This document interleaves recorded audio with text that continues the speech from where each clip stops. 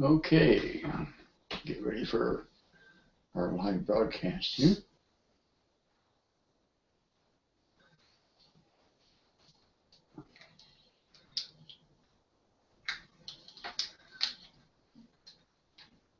Your show will go live in 5 seconds. 4, 3, 2, 1.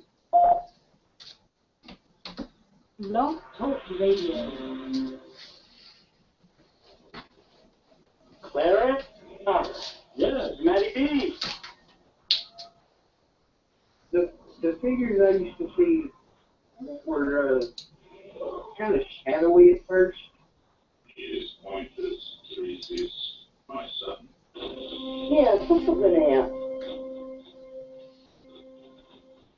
Hi. My name is Susan.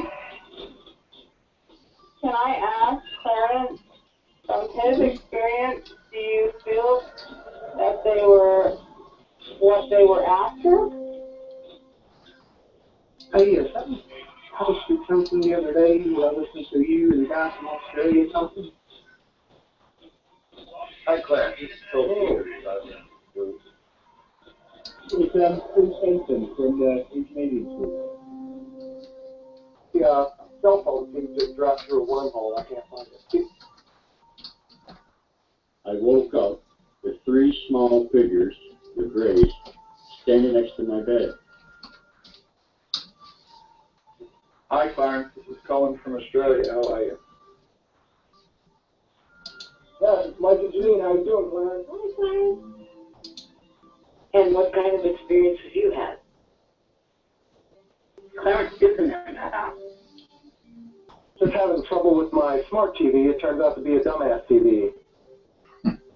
My name's Lee. That's Lee Stacy. This summer, I've seen all kinds of bizarre things in the sky.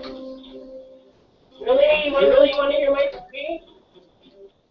I have an extended spine that is called a tucked tail, I guess you would call it. It doesn't stick out, but it goes way past my butt. Your fellow administrator, Melissa Burnham. This is Jim. Pollard. Well, if you don't get me again, it's because I opened a wormhole by accident. Yeah, Jack Mars, second from El Rio, Oklahoma. How you doing, brother? I've had 3 sightings, one in Massachusetts, I've had 2 in Hollywood, California. I've actually got to see an extraterrestrial. And here am I, stuck here on this planet, and I can't get off it. That's how I felt. So what is your mission here on Earth, though? To raid the planet Earth of all its oxygen. And I shall impregnate all human women.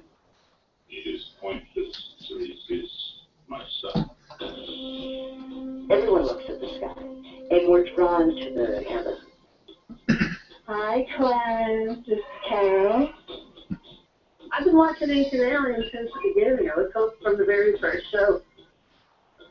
I want to ask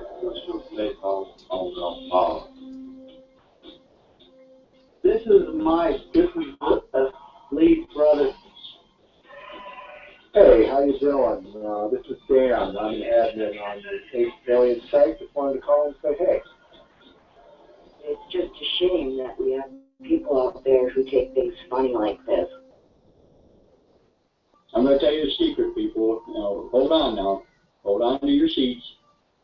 Or making crop circles that makes a lot of sense. It's brilliant. What I did was I had to call in as a guest on my own show. Can you believe that? Rob, is that you, sir? You sure, you bet. Yep. Hey, Clark, Sharon McQueen, how are you? Well, that's crazy. I went to the 4-foot stack in National Enquirer. His description of him was a classic, what would be described as a classic gray alien. I don't mean to sound sexual, but sharing the night together was the song we used to sing together. Hey, John. Hi. I finally made it. All right. Nice to agree with Clarence. I think this was one of the best shows we've ever had. Well, I had no idea that you had an encounter with the Greys. When it vanished and disappeared, it made like a sonic boom. Thank you for your show. You're very welcome. Thank you. Good night. Good night, Scott.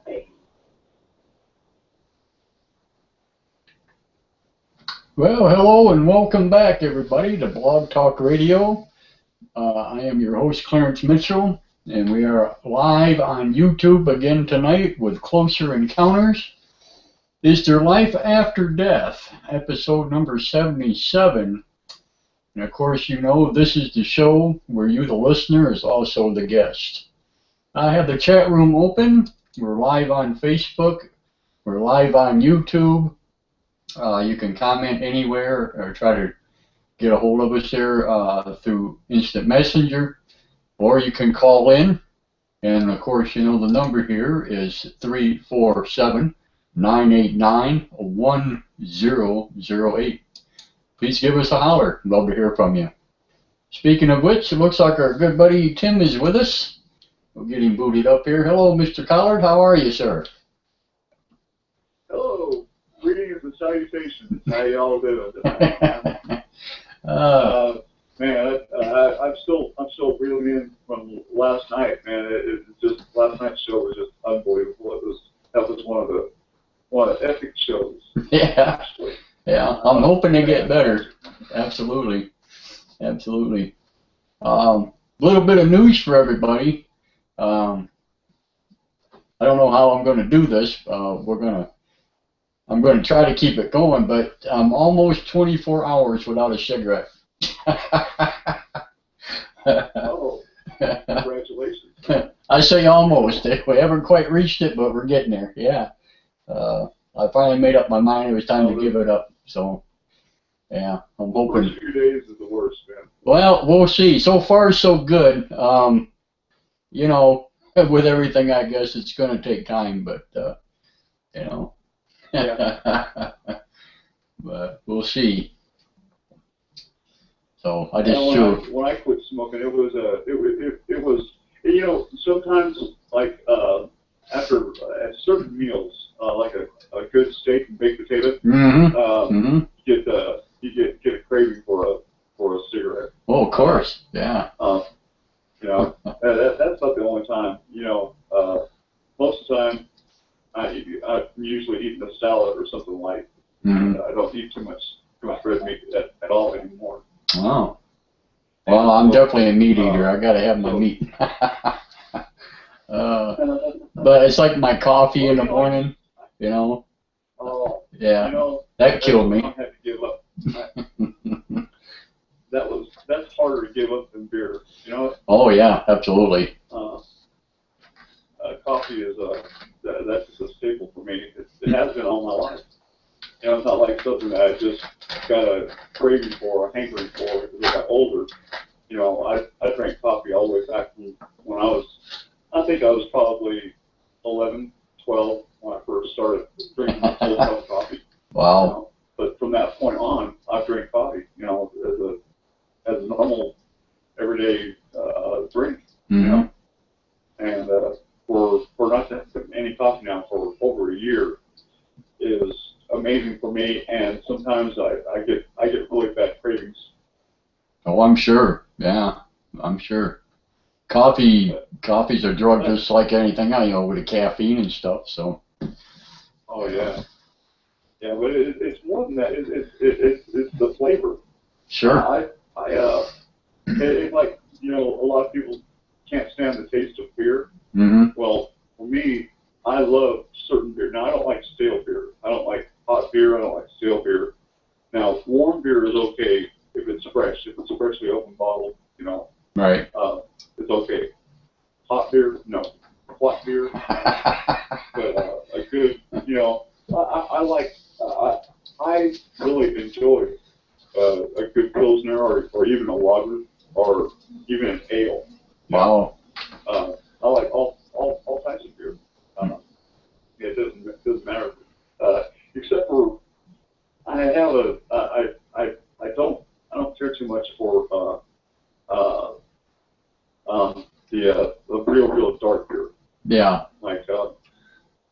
what am I thinking of? The one from The Irish beer. right. The one from Dublin. Yep. Shoot. A Guinness. Throw a blank. I can see the label. And Guinness. All I can think of is Killian's. This Guinness. Yeah, Guinness. Guinness. Yeah. Guinness stout. Now that's a little. Little rich, huh? A little too heavy. You know? Sure.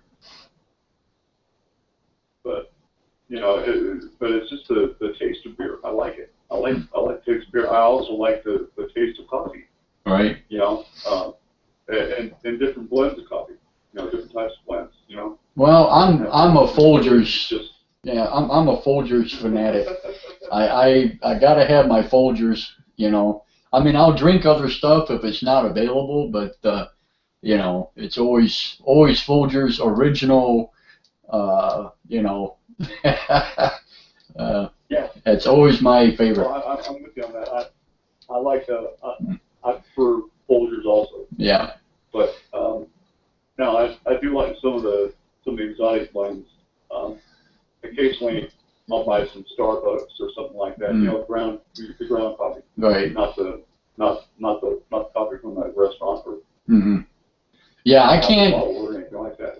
Something about Starbucks and House of Coffees and stuff like that that I cannot stomach, and it's got such a strange taste to it. I don't get it. Yeah.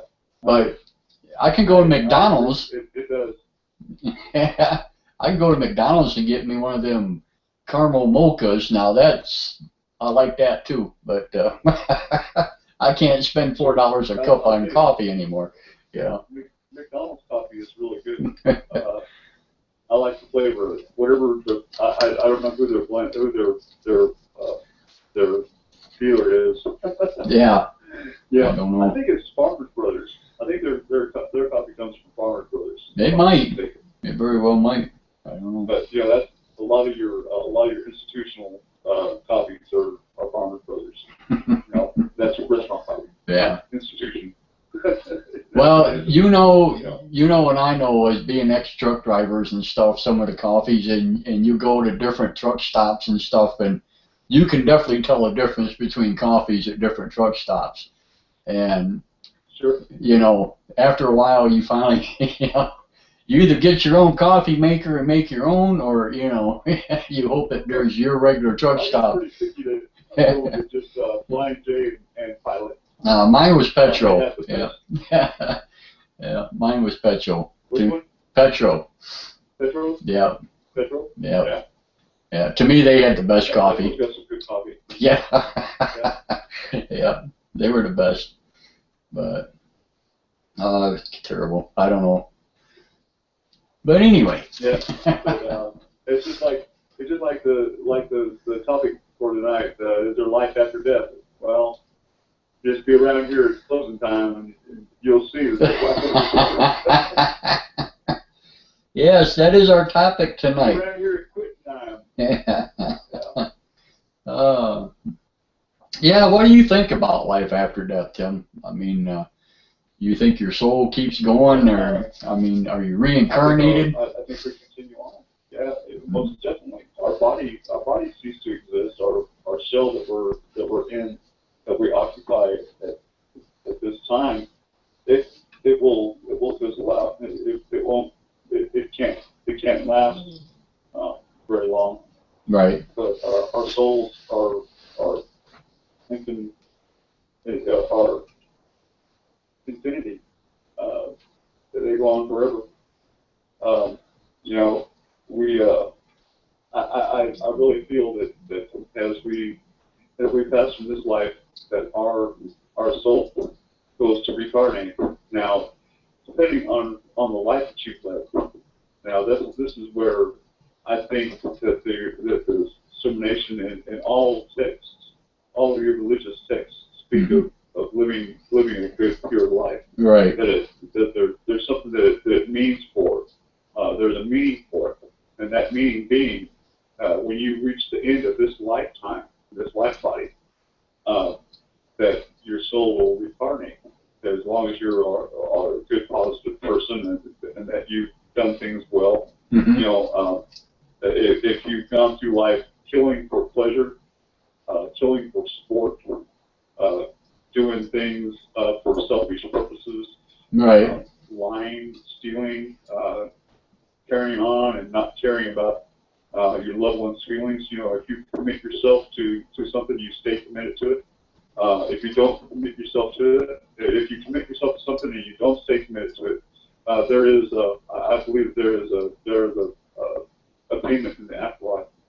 I'm not really sure what it is. I'm not the judge or the person or the being or the entity that says whether you do or don't.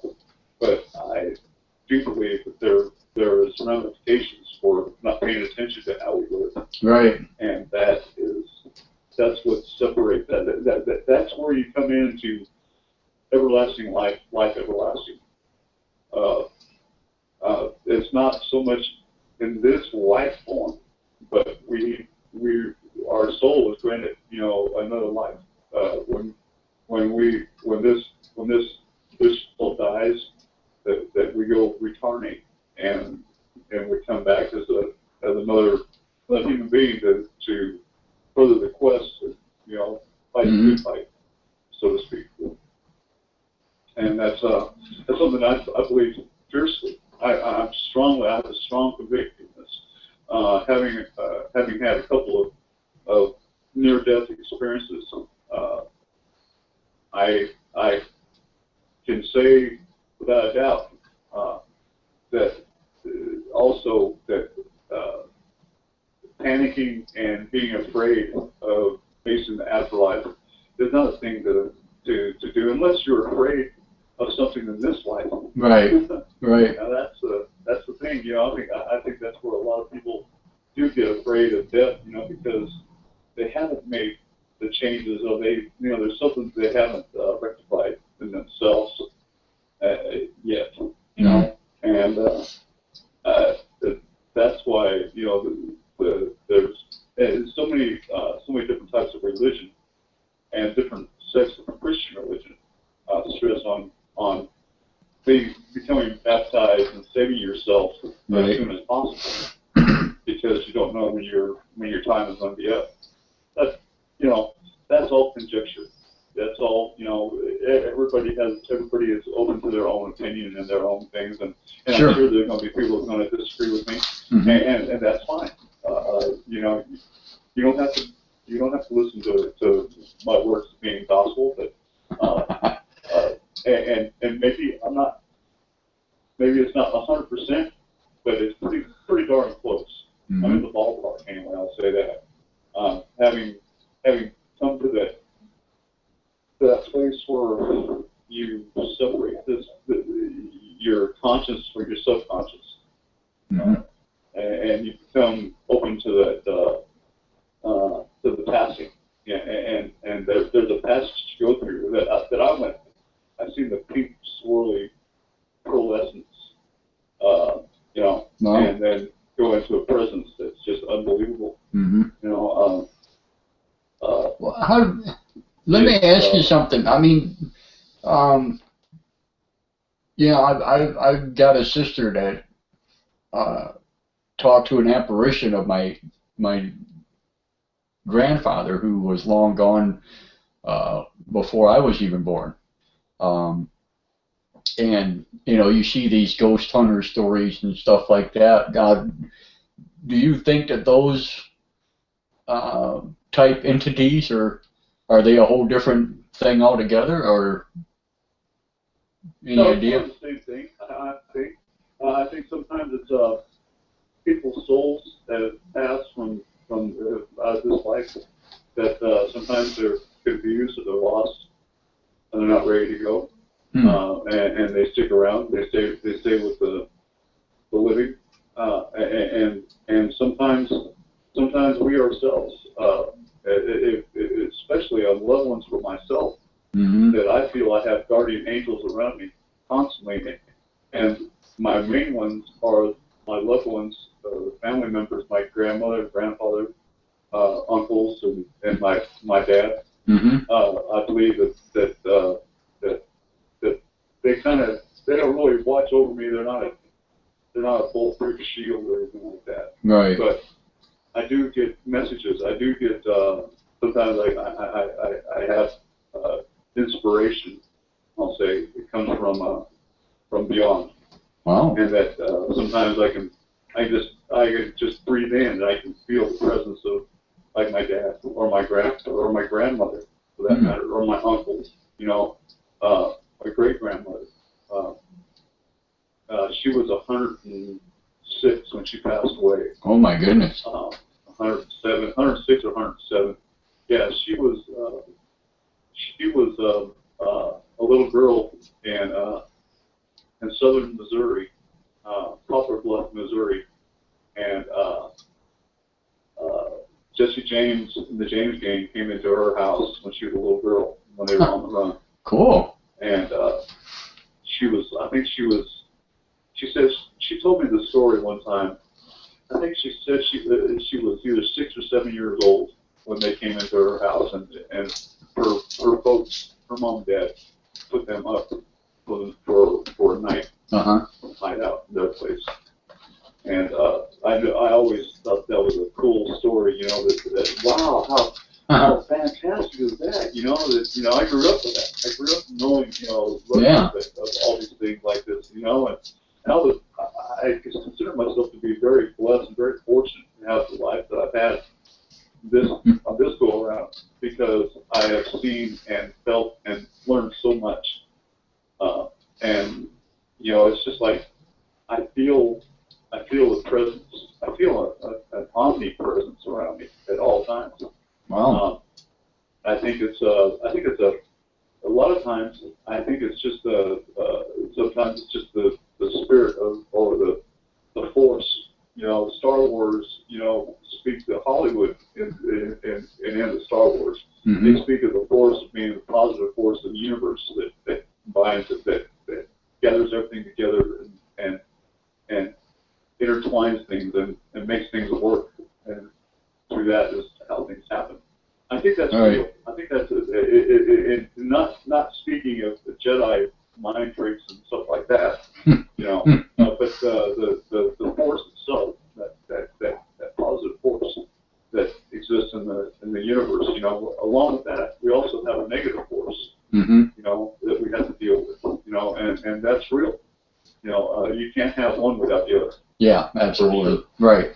You know, the yin and yang. So, right. You got it. You can't have light without having some dark. You can't have the dark without having light. They go hand in hand with each other. Now, you know, but you know, being you talking about that, I've heard said and talking to other people that there has to be a balance between the two, that you should never have too much of light or too much of darkness, but you should always have an equal balance of that. I don't know how true that is, but yeah. Oh, I can say for a fact, I know the little devil that lives within me. You know, you know, I'll do some things. You know, I might do some things that's not 100% on the up and up. Well, I think we all do that, though. I'm not talking about going out and cheating on a spouse or cheating with someone who has a spouse. I don't believe in that. I won't allow myself to do that. I learned my lesson, and I will not ever venture in that again. You know? It's something I just won't do. I won't allow myself to go there no matter what. For whatever reason, I'll never let that happen. And there's a reason for it. There is a reason. You know, oftentimes people go through life and they always wonder, why do all bad things always happen to me? Why did this?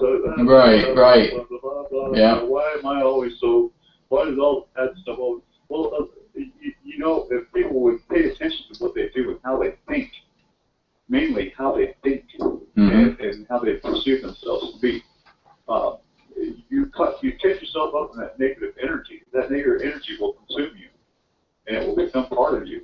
And try as you may, you can't strip away from it because it's so embedded into you.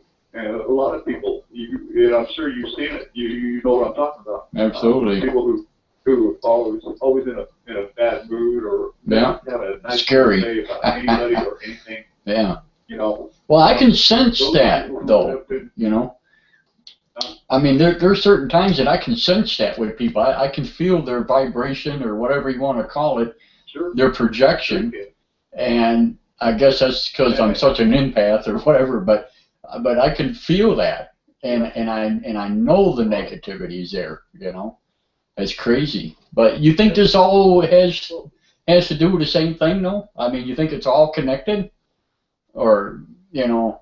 Sure. Well, it's not so much connected, but it is definitely part of the same of the same energy. That same energy that is our soul. Our soul, when we pass away, our soul is a bit of energy that stays around.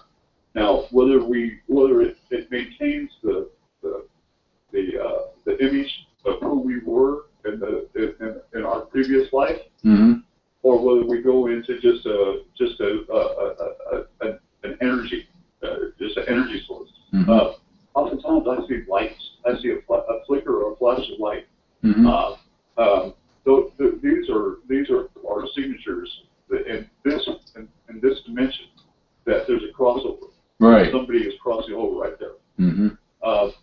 It may not be, and it won't be a person. It may just be a soul, and that's where you get the flickers of light or glitter falling from what looks like a source of light above you. There's no light above you, but it looks like there's glitter falling, and that there's a light above that that's flickering onto it. You know, it's usually a gold or a red glitter. Wow. That's what I've seen. That's what I've experienced. Now, there could be some other colors that I'm not aware of, but the colors that I've seen, and I'll tell you, when you open yourself up to that realm, the possibility of there being a presence there, that there's a common. I think it involves all things. This is where the way I live and everything, it provides me with comfort that I can deal with entities or a presence or a poltergeist or whatever, right, haunting or whatever. Right. I can go there, and I don't have any fear about it because of who I am. You know, it's something that we all can do. We all can do this. It's if you choose to keep yourself in a positive light. And I'm not speaking of being a Christian person and going to church and all that stuff. Right. It doesn't have to require that. It just requires you being a positive person, a positive thinker, a positive being inside yourself, and removing those negative things and ugly things from your life. And even the way you speak to people has a lot to do with your mental state. Right. How you talk to someone, how you. Yeah. Well, Tim, I got. I'm sorry. No, go ahead. Because I got another caller here. Well, I got sidetracked there for a minute. I got kids that are coming and asking questions right in the middle of what I'm doing. But it's important that we keep true to ourselves, and we stay true to our heart, and positive in ourselves. You know, you don't have to go to church every day, or you don't have to go to church every week, right? Or be part of a congregation to enjoy that, right? Have that. You know, and this is something that your evangelists and people like this will argue with me all day long that they have to go to a congregation, they have to pay their tithes, yada yada yada. You have to pay me money. Right. You know, hey, I'm not paying another man one red cent to teach me about God. Right. You know what I'm saying? Yeah. We can learn about our positive role in life and our place in the universe on our own. Sure. You know, a lot better than we can by listening to people's lives and misdirections that they give us. Right. You know. But anyhow, enough of that. I don't want to get, because I can go on and on and on. I hear you. Yeah. let's grab this other. Yeah, let's grab this other caller here while we're sitting here. This is 718 area code. I'm not sure who this is. Hello, caller. Oh, hi there. This is Daryl from New York City. How are you? Cool. Very good. How are you? I'm good. I just friended you on Facebook and tweeted you on Twitter. Oh my goodness. And I can't remember what else I tried to share you on, but anyway. Wow. Nice to meet you. Nice to meet you too. Thank you. Interesting conversation. I always pondered about that because my parents didn't bring me up with any kind of spirituality, but I always had my doubts, and I have a kind of funny story about it because my father wouldn't even discuss it. You know, he said, "That's it. You live, you die. That's it. Goodbye." Really? And I said, "But Daddy, what if? And he wouldn't even go there, you know. And I wanted a signal, you know, if he could give me a signal, but he wouldn't even, I couldn't even get that far, you know. He says, if you can't see it and if you can't touch it, it doesn't exist. And the sooner you accept that, the better off you'll be, right?" Wow. So he passed away in 2007.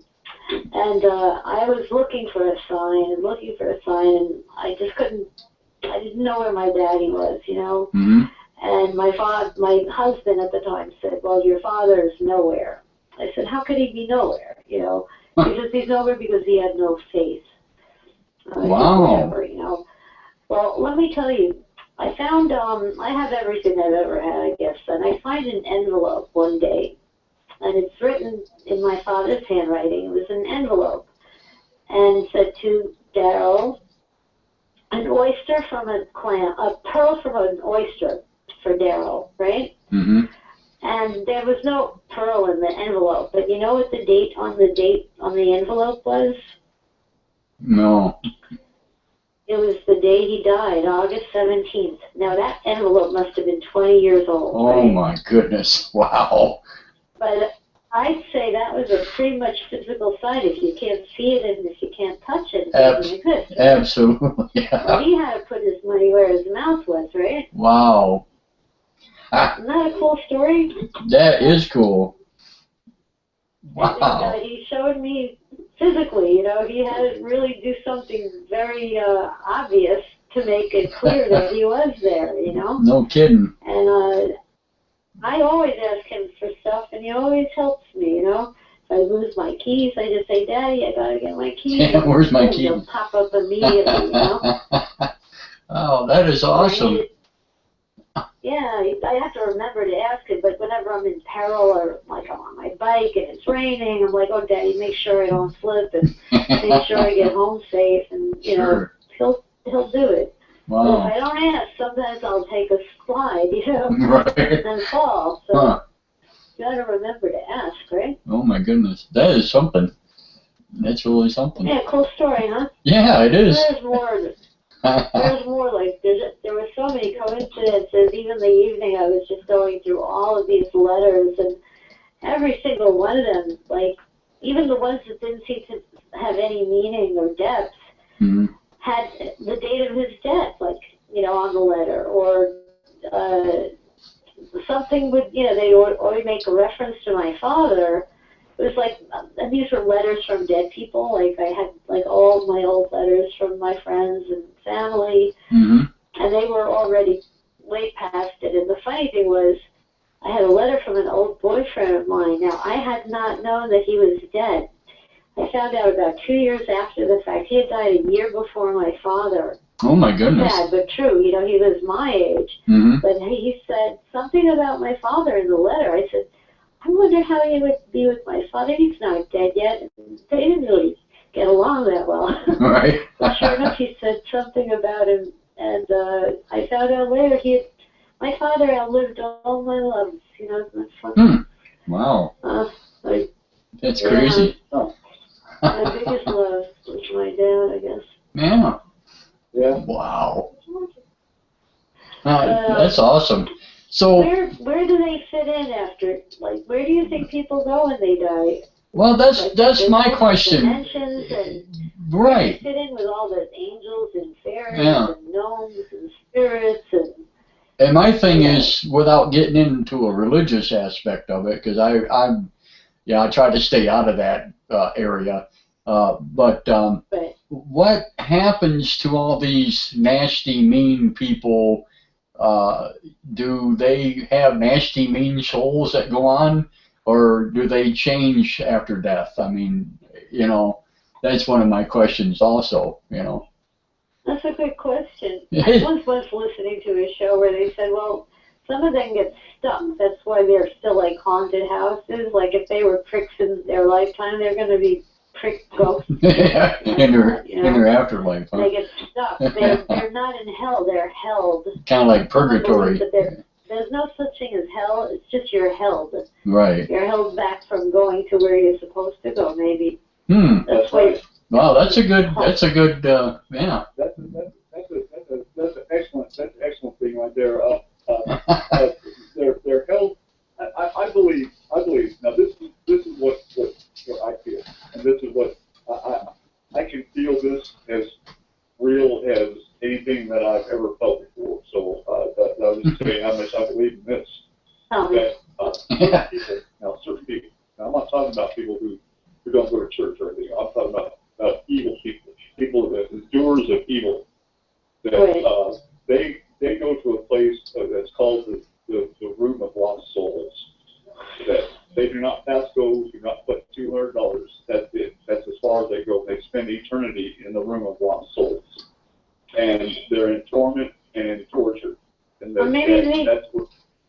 where you hear that. That's where you hear the saying of hell being that there will be wailing and gnashing of teeth. Well, that's where the wailing and gnashing of teeth comes in at is in that place where they don't continue on. Now it's not to say that people who may have a bad disposition in life or something, they're not going to go there. You know, that's set aside for child molesters, people who harm and kill children, or harm and kill people on who rape and pillage and carry on and they're evil men. Right. And these are evil people. These are evil doers that we have amongst us. You know, and there are, you know, in any large city you go to in the world, you're going to have a certain percentage of people are going to be this. So you have to be very, very cautious. That's where cautiousness comes in, and being careful who you put with and who you associate with and who you hang around with, and where you go. You know, it's very imperative that you pay attention to where you're at. You stay in tune with your surroundings, because you know sometimes you know we can become overwhelmed by things that are beyond our power. Very easily. Very. And so you know, and I've lived in all aspects. I'm as much a country boy as I am a city boy. Now I have friends who call me a city slicker. You know, whenever I come around, because where do you go, slick? You know, slick and stuff like this. You know, messing around. You know, but it's because I do get along with people. I can hold a conversation with people, just anybody on the street, or I can sit down with scholars, with professors, and have conversations with them. I was at a party one time when people asked me, well, where did I get my where did I go to school at? And you know, I said, well, what school are you talking about? Said, well, where did you get your education, your formal education at? And I was telling them, I said, well, I don't have any formal education to speak of. And they said, oh, no. You had to have gone somewhere. You can't be able to speak to it like this and not have a formal education, you know. Right. And I said, well, I guess I got my, you know, I've been to school all my life. I'm still going to school. I'm still learning.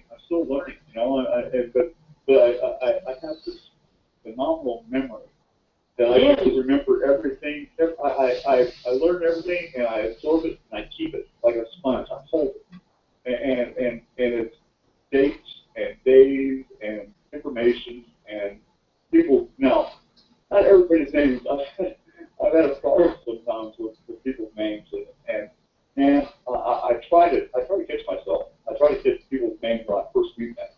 But it's usually a young lady when I first meet them, you know, and they introduce themselves, and if I'm captivated by them, and I have a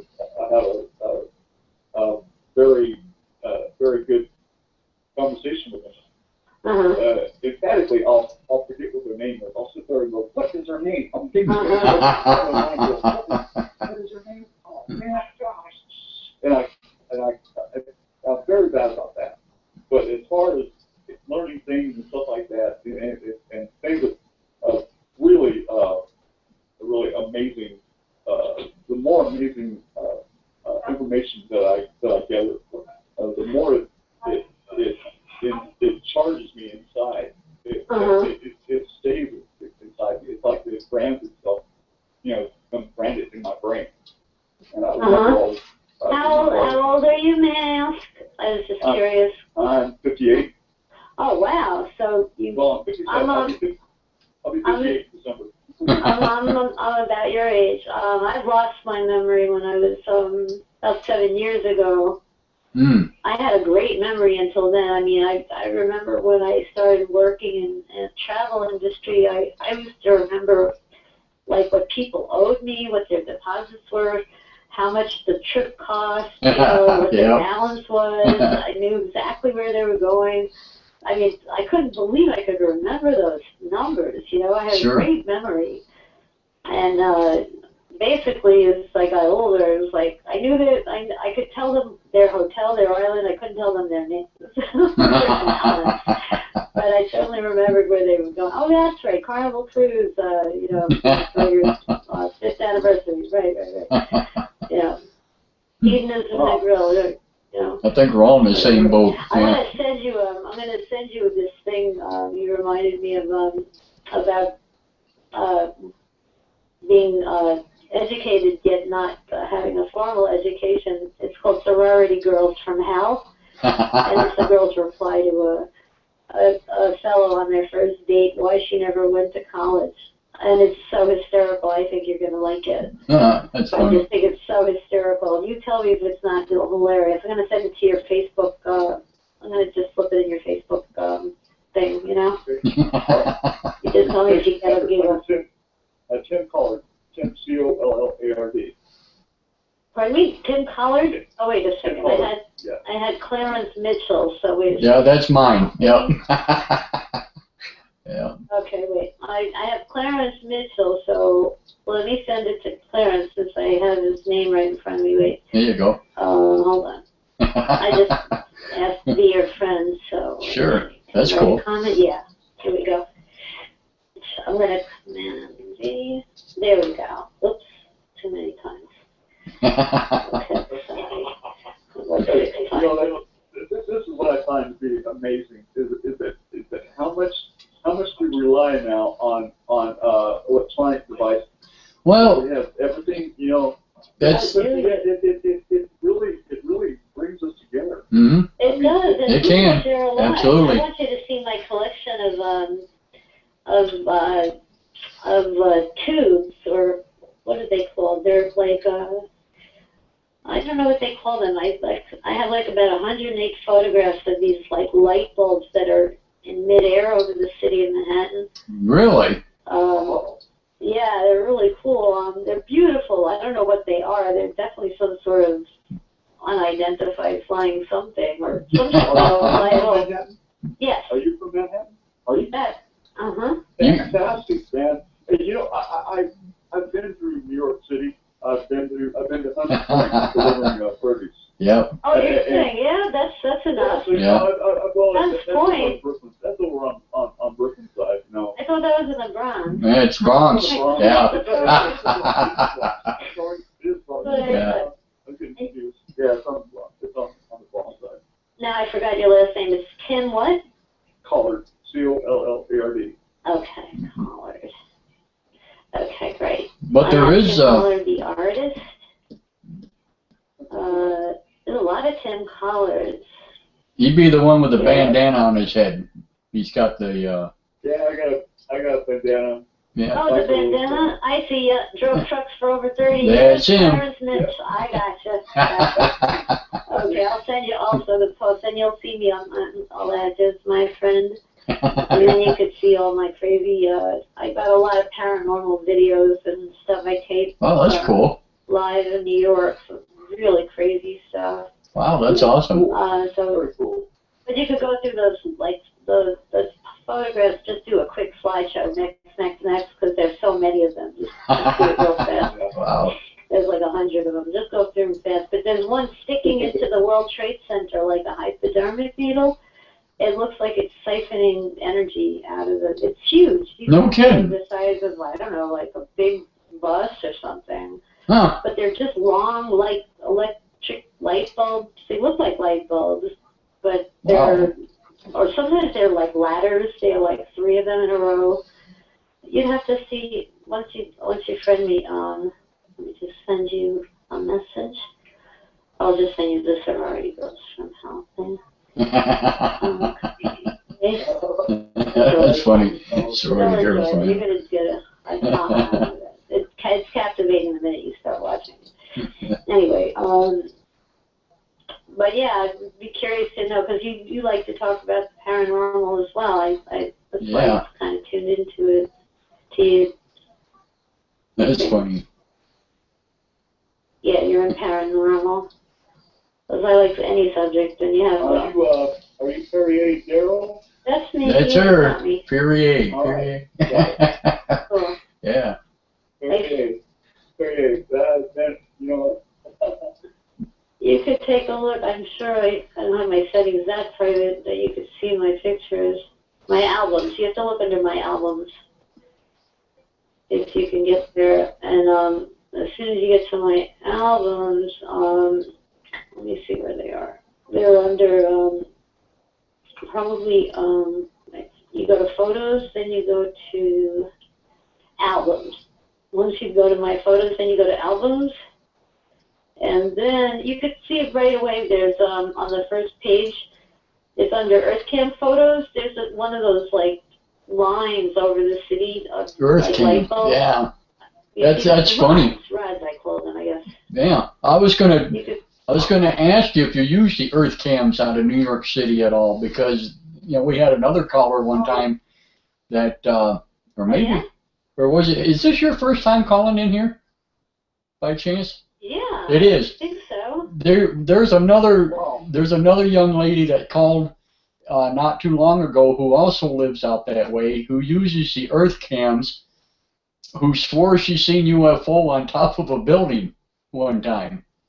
Oh, they're all over everywhere. Yeah, There's giants all over the city. They sit on the top of the buildings. Yeah. They're in between buildings. I could point them that's out crazy. to you if you went on to any given one right now live. Sure. I could show you where they are. Yeah, hers was. No, they're everywhere. Yeah, hers was out by Staten Island there, out by the statue or whatever, was that one. But it was crazy. There's so much activity at night. At night they come out. It's good to have some sort of a tint on your lens and a zoom camera. You know what I've been seeing, which is messed up? I've been seeing a lot of black, like I think it's volcanic ash, I'm assuming, that is falling into the city and into the river on it's an enormous amount. You can't see it for some reason with your naked eye. As soon as you zoom in, though, it's like locusts. There's so much of this black crap falling on us. And I was sitting outside on the pier one day drinking lemonade, and this stuff fell in my lemonade. It's like, I didn't even see it. And there it was in my drink, Wow. So I think we're breathing this stuff, and I don't know where it's coming from, or space dirt, or junk, or, dust. I don't know what it is, but well, the city, the city air is just so polluted. Yeah, the large cities, every large city in the United States, I think is pretty much has that. Yeah. Everyone I can think of there's a presence there. There's a presence in each and every city. It's like every highway in the United States has its own personality. Yeah. Every city has its own personality too. And I think some of that might have to do with entities that we can't see. Well, I think you can see them. I think we're going to be seeing more of them. I don't think they're that invisible anymore. Well, Right. They're able to their ability to cloak from us is going away. That's for sure. Oh, is that what it is? I think as we gain more and more acceptance to them or acknowledgement to them being there, that's when we start seeing them more. I think we're becoming more aware for some reason or another. I don't know why. It's an enlightening time that we're living in. People are well, Clarence. How many people do you have in Ancient Aliens site now? And just in Ancient Aliens right now, I can tell you real quick. We have a total of. Is that a Facebook group? Yes. Ancient Aliens? Mm-hmm. Oh, I'm going to join that. 34,177. Let them give me. Let me. Here. That's just on your. That's just on your website. Yeah. Wow. There are many other websites around the Whoa. Hey, you got sound effects. Yes, I do. Oh, that is so awesome. People are hungry for knowledge now. People really are wanting to become enlightened. Now there's a lot that don't want to. Fascinating. That are caught up in that they're so part of the matrix. They've become so much part of the matrix that they'll do anything they can to sustain the status quo. Right now, the way things are. Now wait a second. Which ancient alien? Oh, I don't know. Is it a group? Is it a? Yeah, it's a group, and you'll have to ask to join, and then I'll give you the approval when you do. Is it called Ancient Aliens? Yes, exactly, Ancient Aliens. Oh, I have a lot of friends in this one. Okay. I see a lot of people I know already. Okay, cool. Join. It's a public group, it says. You got 34,389 members? Ours is. Is that you? Ours is 34,177. Yeah. I got 170. I don't know. I can't be looking at this. No, I see 34,389. Ancient Aliens public group. No, ours is a closed There can't be group. another one. Yeah. Wait a minute. Maybe that's the original Ancient Alien ones, I'm wondering. The public group, let me just see Yeah, if there's this- another ancient. Oh, here's a closed group called Ancient That's Aliens. us. Yep. Again, I see the same people. Okay, some of the same people that are in the other. Yeah. 34,177. That's it. There you I've go. got like 4 friends in this one. Okay. I just joined both of them. Why not? Why not? Sure. Cool. Yeah. Well, that's a huge amount of people. That's cool. Yeah, well, there's a lot of people are wanting to. They're curious. People's thirst for knowledge right now is just unbelievable, and it's growing. It's growing unbelievably. So many people are wanting to learn, wanting to become enlightened, wanting to learn about things, and, Right. and wanting to know what our place is in the universe and what's their particular spot in the universe. What's a person's individual place? Well, I hope we don't have to find out the hard way, but I'm afraid. What are the aliens' agendas? That's what I'd like to know. What is their intention? I don't think they really have one. I don't know. I don't think they have one. I really don't. I think that there's an alien agenda going on right now in the way our society is being run. Yeah. That's just the way things are. Yeah. The craziness that the world is seeming to go through. And every time we turn around, there's something else going on. And the war on terror, it's not going to get any better until we are able to remove the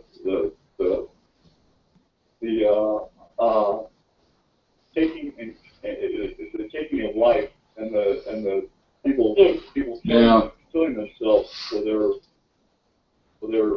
their cause.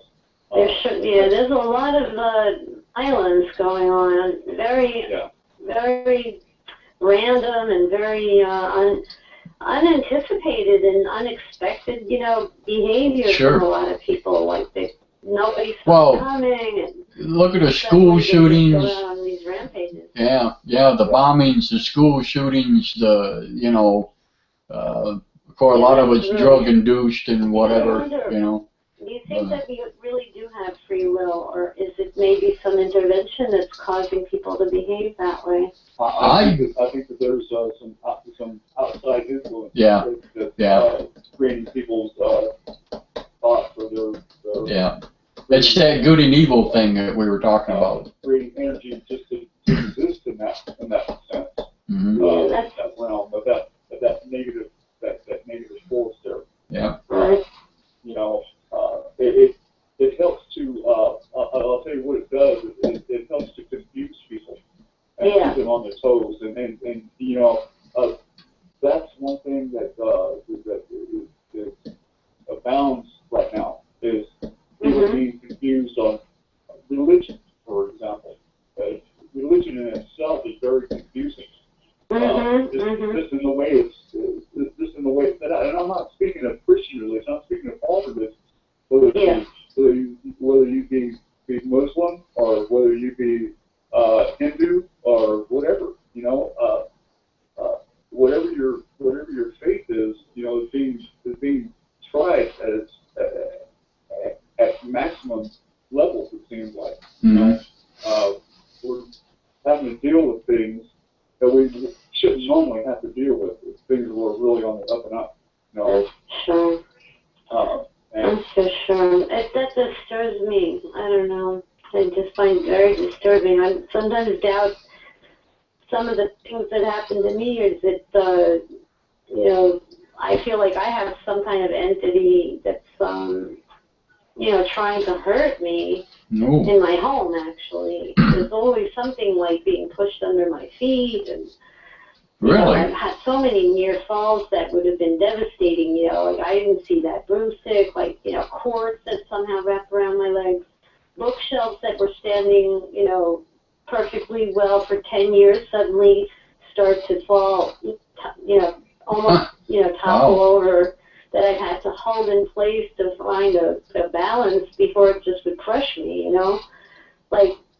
Wow. Once even a vase, the refrigerator top that had a freezer door, this huge red vase, and it shattered on my back as I was washing the kitchen floor. That thing, it should have done a lot more damage to me. I can't believe that it didn't, cut me. It could have killed me. Sure. That was a very heavy vase, and how it cleared the top of that refrigerator door, Wow. The freezer door. That was weird. So I definitely feel, and how many glasses of water or anything I spill every day, without doing anything, Wow. It'll be like something's making my hands slippery. If I'm not paying 100% attention, it's going to spill, I'm not that clumsy. I don't know. Or maybe I've become clumsy. I don't know. I'm not going to blame myself. It's too often for it to not be it's very deliberate. I feel a lot of things are deliberate, and I think. How long have you noticed this? That's a little bit malevolent. They have people. I'll tell you something. There are people running always. I see people running in the street. Sometimes I'm part of them of panic. You hear people screaming "Oh my God! Oh no! Oh no!" When I hear that, I run. Right. I want to know what are they crying about? But right. If they're screaming "Oh my God!" and they're not enjoying a sexual encounter, I get nervous. I hear you. You don't want to hear stuff like that. There should be a law, you're not allowed to say, don't you? "Oh no! Oh my God!" without saying. Yeah.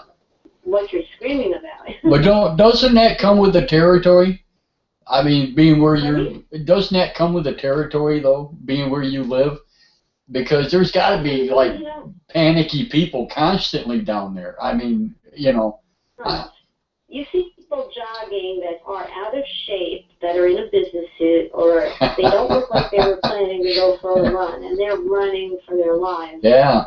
I don't think they were planning to go for a jog. No. That's the kind of panic they are. I saw an ex of mine, and sometimes it's just changing shifts. It's like, I'm done. I'm going back home. You know, I usually go to the end of, like, the Chelsea Piers. It's, like, as far away from Manhattan as I can get without leaving the island. Right, But I right. figure I'll be far from any kind of activity or buildings falling down on me. Sure. And there's a ton of people out there that just showed up there, you know, running. And we're all, like, on our cell phones, you know. And you hear people on their cell phones going, what? Oh, my God. I'm like, what? Yeah, so what was it? What did it say? But nobody seems to know, huh? I can't stand it. Yeah. Like everyone knows something I don't know. And then I'm on my phone, you know, trying to find out what the hell happened. Did something happen? And it sounds like New York is just collapsing. Right. That's the sound of buildings falling. It sounds like that. I believe that the premonition that we all share, that people just know we're poised for the next big catastrophe. Yeah. Whether it be natural or man-made. I don't know. No. Yeah.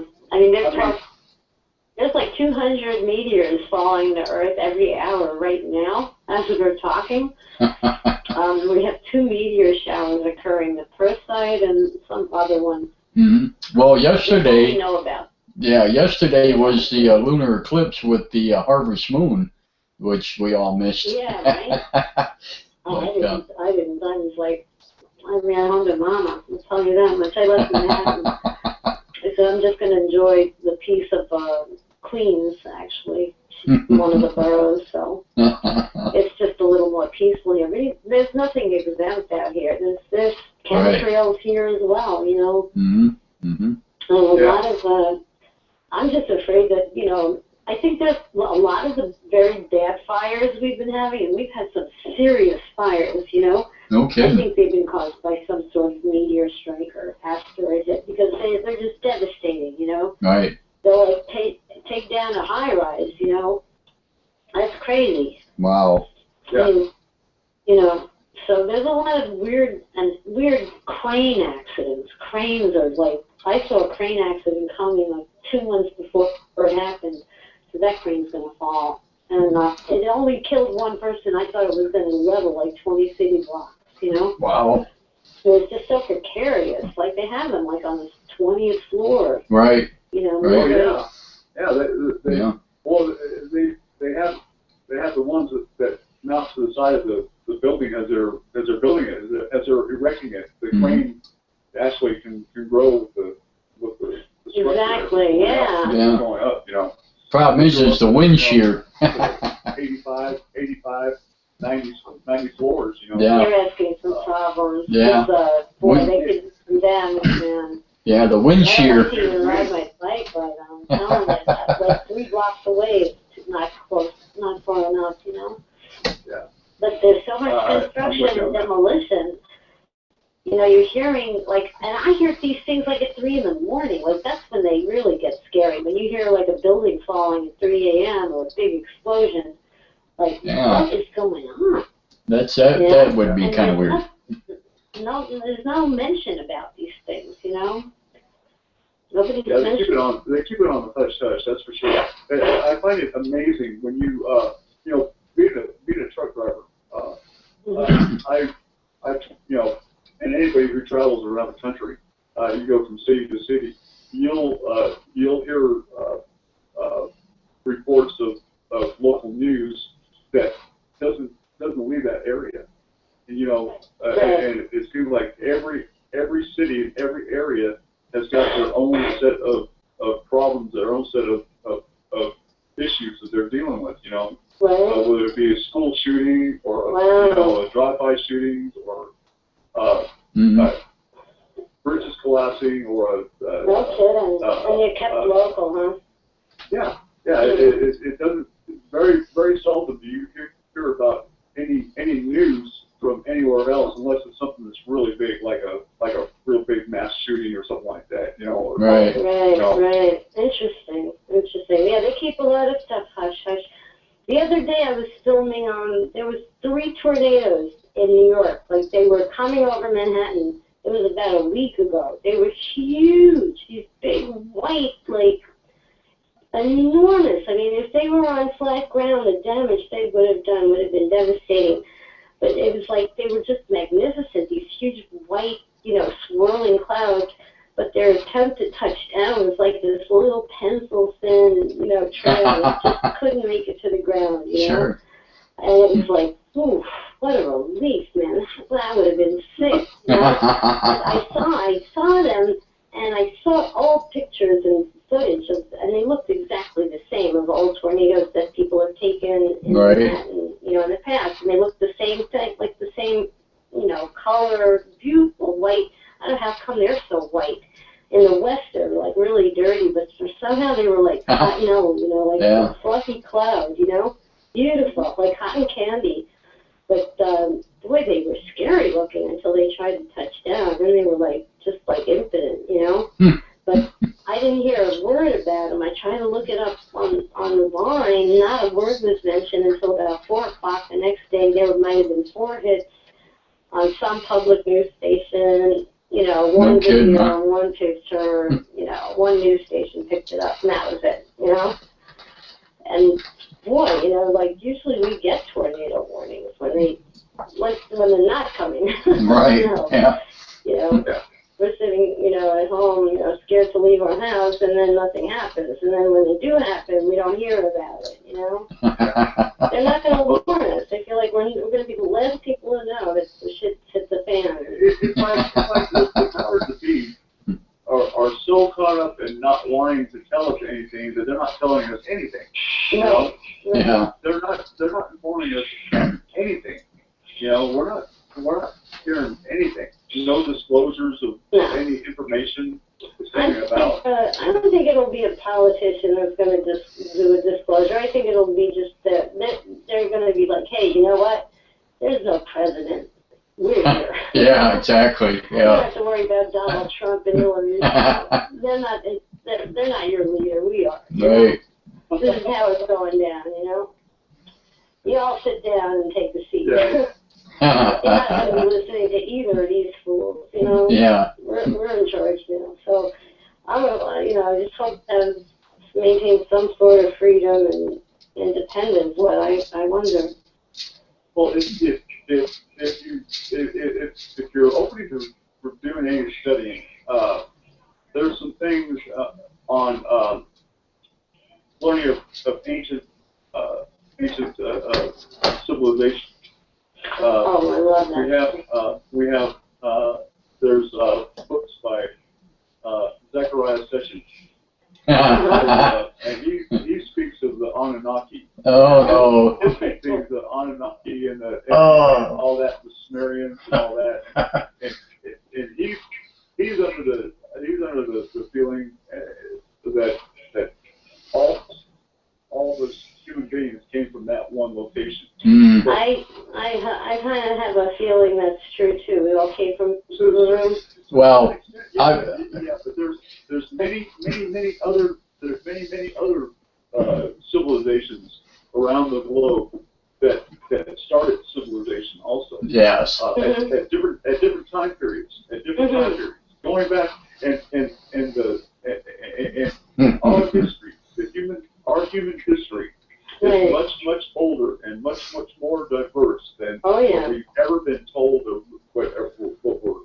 anything we're taught. Absolutely. And I believe that our human existence here on Earth goes back over 1 million years. I believe it. Sure. I believe it. Well, they're finding all those huge giant skeletons like everywhere now. They found thousands of them in California even.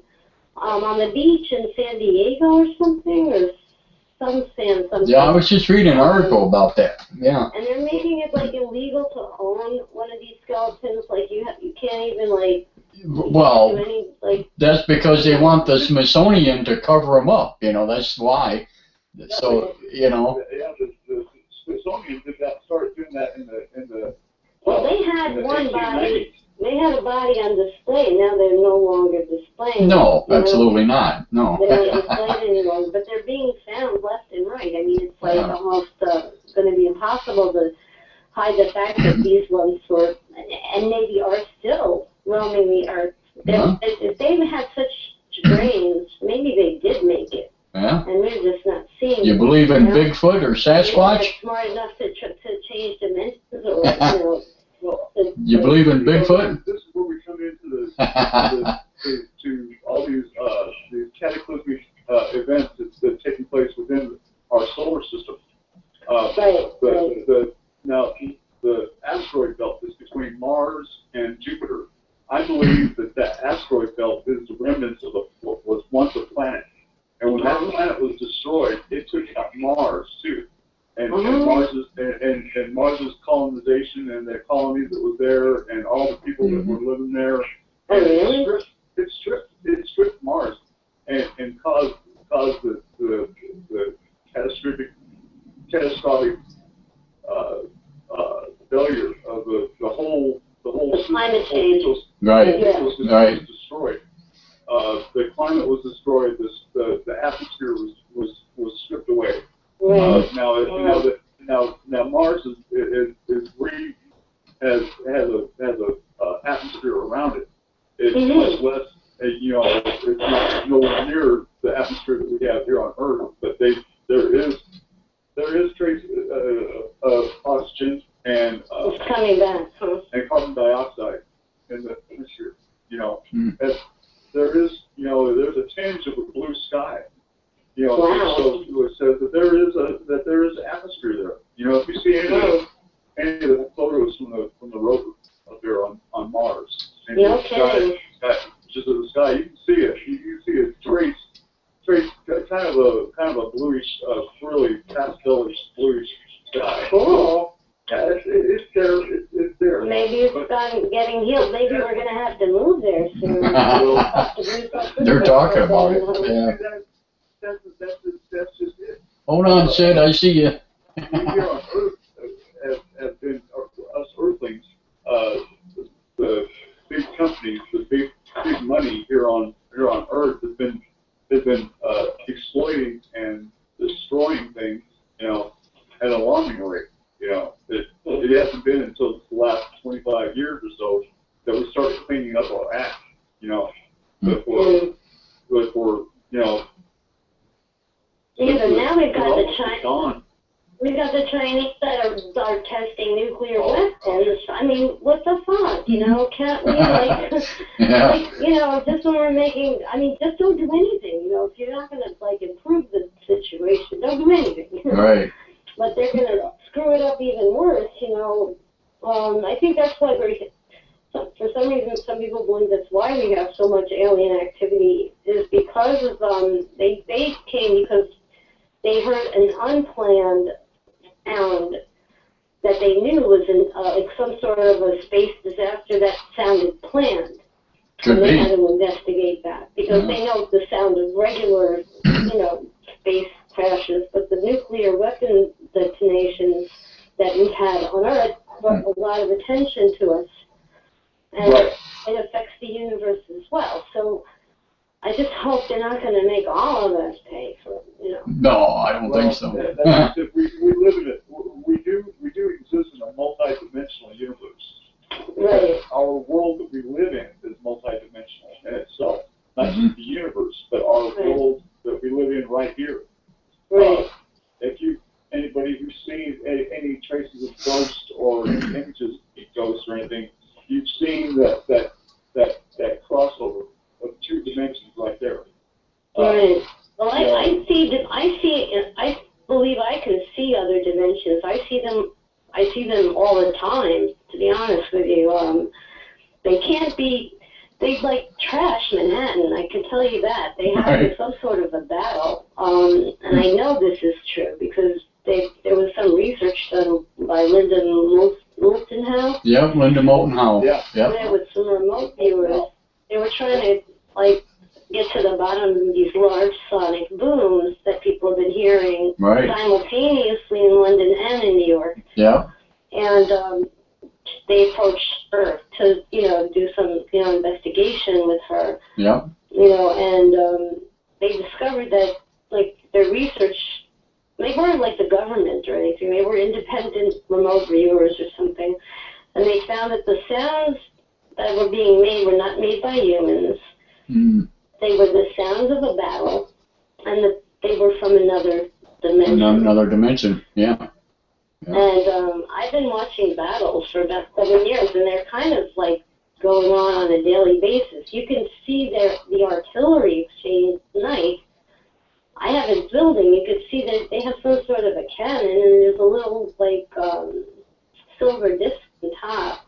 And there have been these people that have been on top of that roof that are, I don't know what they would be called, grays or something, but some of them have kind of long necks, I think.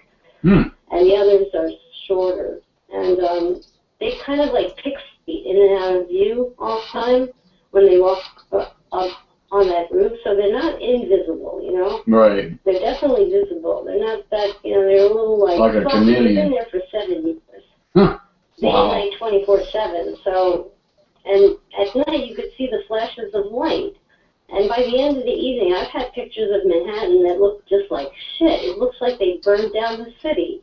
Hmm. And the next day it looks normal, And I have this, like, I don't know how I can get a photograph of this, like, monstrous city. Or some nights it looks like it's been built above, like they built above the city. Hmm. I mean, sometimes I see just New York is nuts, man, at night. I try not to even look, because it's just so disturbing sometimes. Hey, I have another New Yorker here on the line with us, too. This is Sid. Sid, you with us? Sid? What's up? How you doing? Hey. Hey, Sid. Just hanging out. Glad you joined us, man. Yeah. Thanks, man. Daryl down, she's down from, where was it again? I'm sorry, dear. I'm in the Big Apple here, Yeah. New York City. You must have heard of it, right? Yeah. Yeah. I'm about 50 minutes away. And, Oh, yeah, where are you? right in the middle of in Long Island. Right. Oh, you're in Long Island. I'm Wow. not that far. I'm on the border of Jamaica. I'm in Jamaica right now. Wow. Jamaica too? I'm visiting my mom. Yeah, it's even closer, yeah. Yeah, where in Long Island are you? Suffolk County, Western Suffolk. You know where Bay Shore is at? Oh, yeah, sure, Bay Shore. Not that I get out there that often. Suffolk's kind of a schlep, but if you don't have a car. Yeah, it's a long place to get to, too. About 50 minutes from the city. Yeah. But I would go out there if you had a beach and an invitation. I would totally make the effort.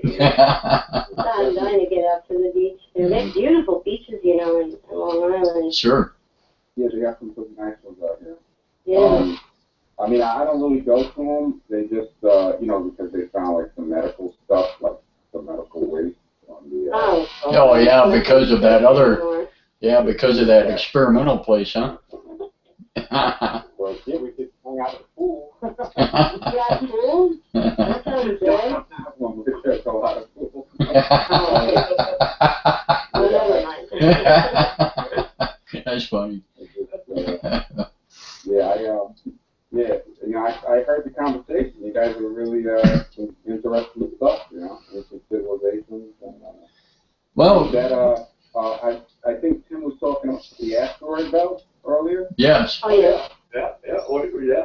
Yeah, there's some scientific proof of that. There's a professor, Tom Van Flanderen. Mm-hmm. Oh, yeah? Yeah, video of he traced the comet path back to what would be a planet where the asteroid would be. And what he was saying is it makes sense that there was a planet there that was destroyed, possibly by some type of weapon that could destroy the planet. I think that's what they did. Whoa. Yeah. Whoa, that's messed up. So that created all of these comets now that have names that keep coming around in orbit and messing up. That's part of it. Yeah. You got a lot to say.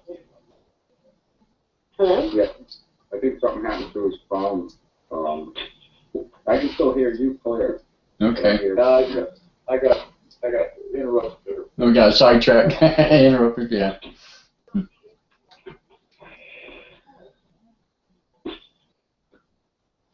That's weird. There's sort of some kind of static on these paranormal radio shows. Well, it's just, And then yeah. the black are going to come knocking at your door. Even with today's technology, it's always something, you know. Nothing's ever foolproof. Yeah, it's still man-made regardless. Yeah. Especially. But at least you don't have any trolls or anything. Well, not tonight. We did have a couple of times ago, but yeah, it's okay. Knock on wood. Yeah. Yeah. Oh, you do? Oh, it happens. Yeah. Yeah. It is. It happens. It happens. You have to give them their spot. You have to give them their say, so you know, at least listen Yeah. to what they have to say. That's Yeah, right. you never know.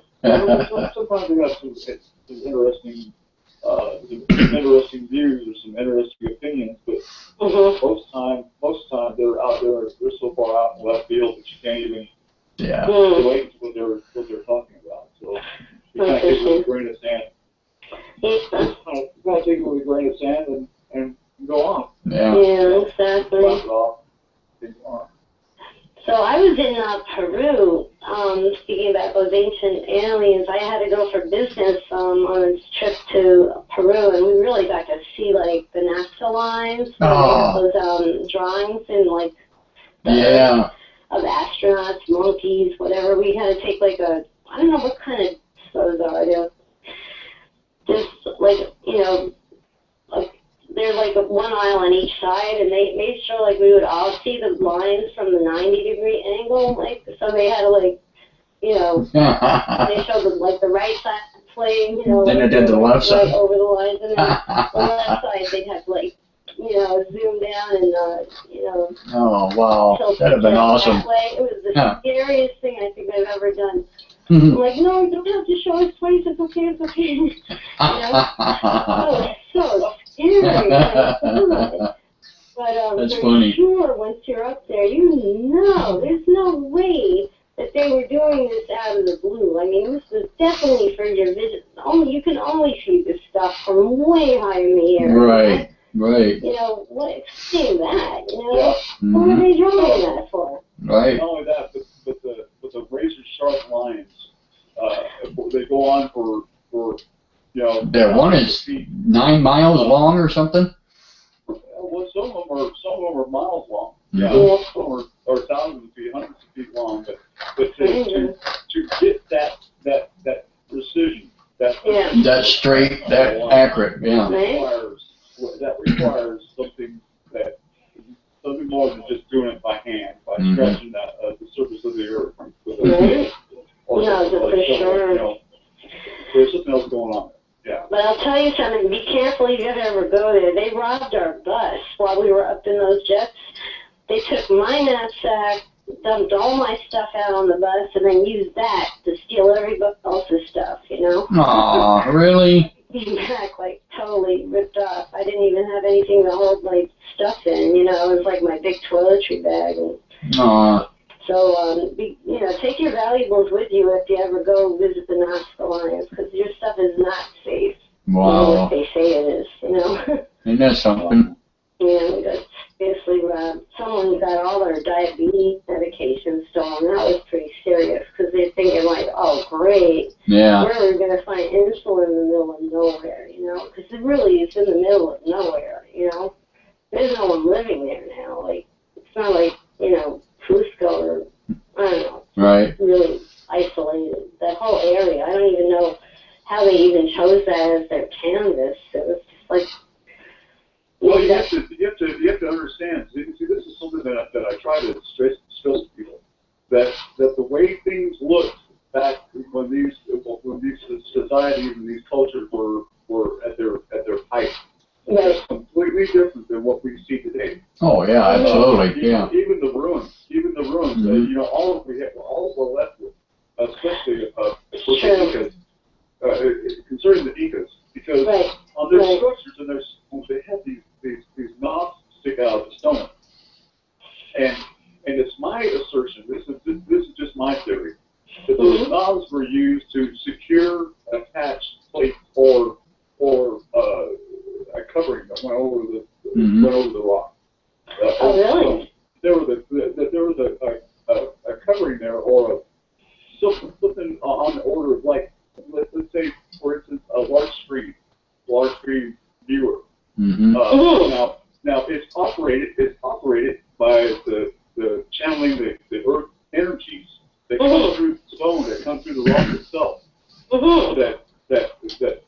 That all this is all interconnected with each other. You know, a lot of these things that we see as being why in the world are these structures in riverbeds that look like something that a mold for something, you know. Those structures.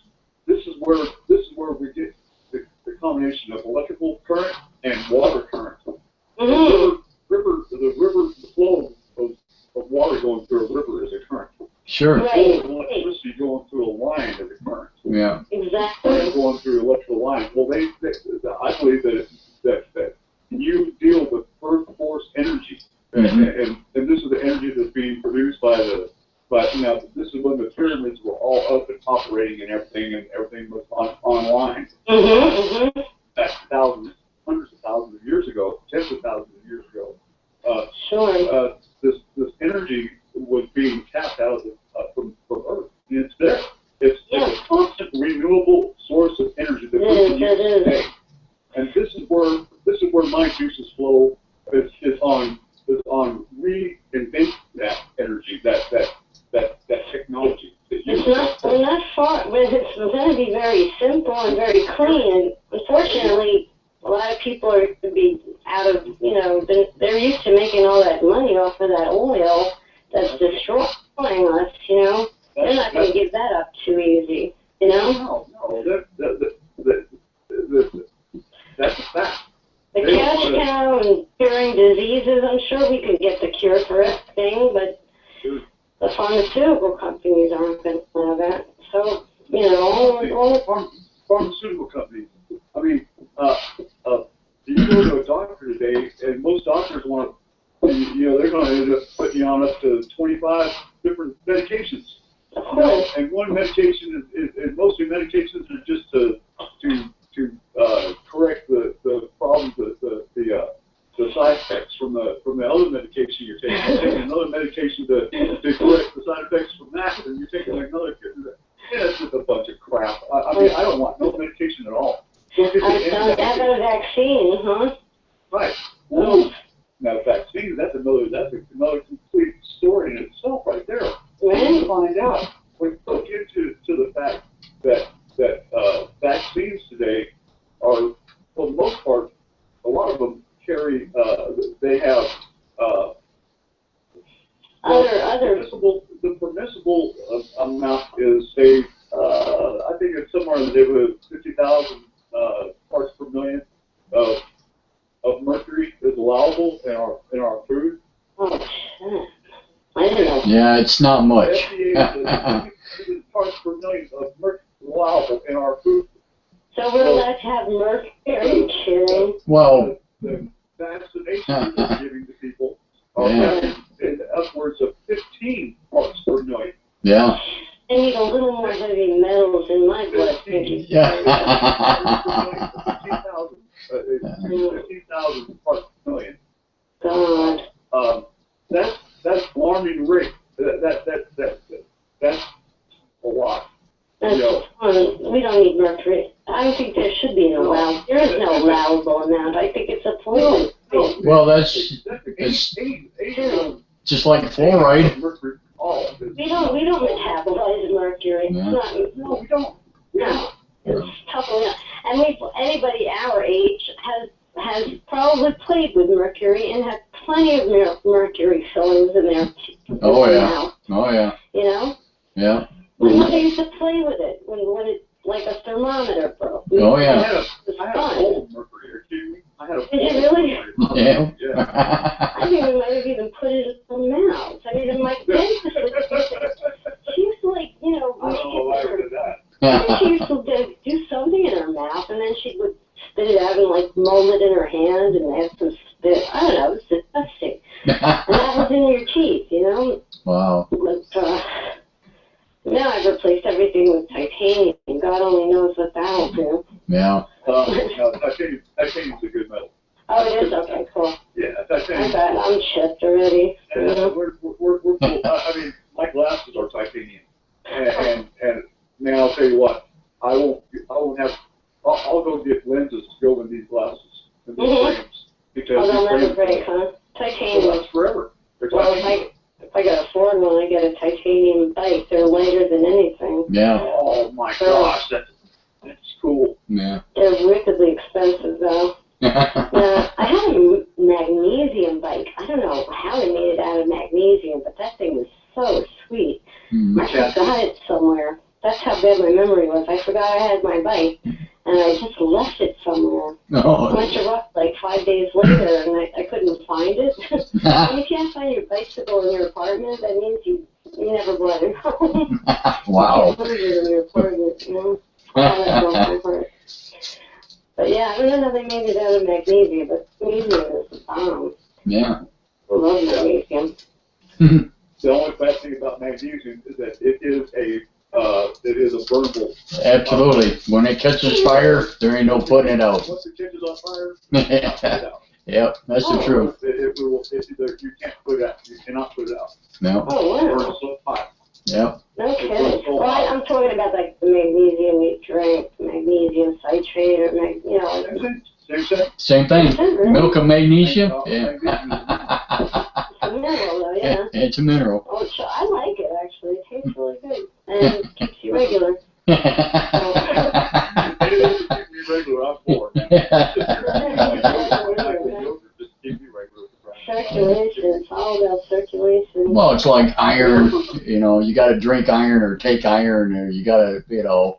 Are you kidding me? Really? I don't need any iron in me. I think you got enough iron. Yeah. I think a magnet would stick to you. No kidding, right? Yeah, that's what I'm saying.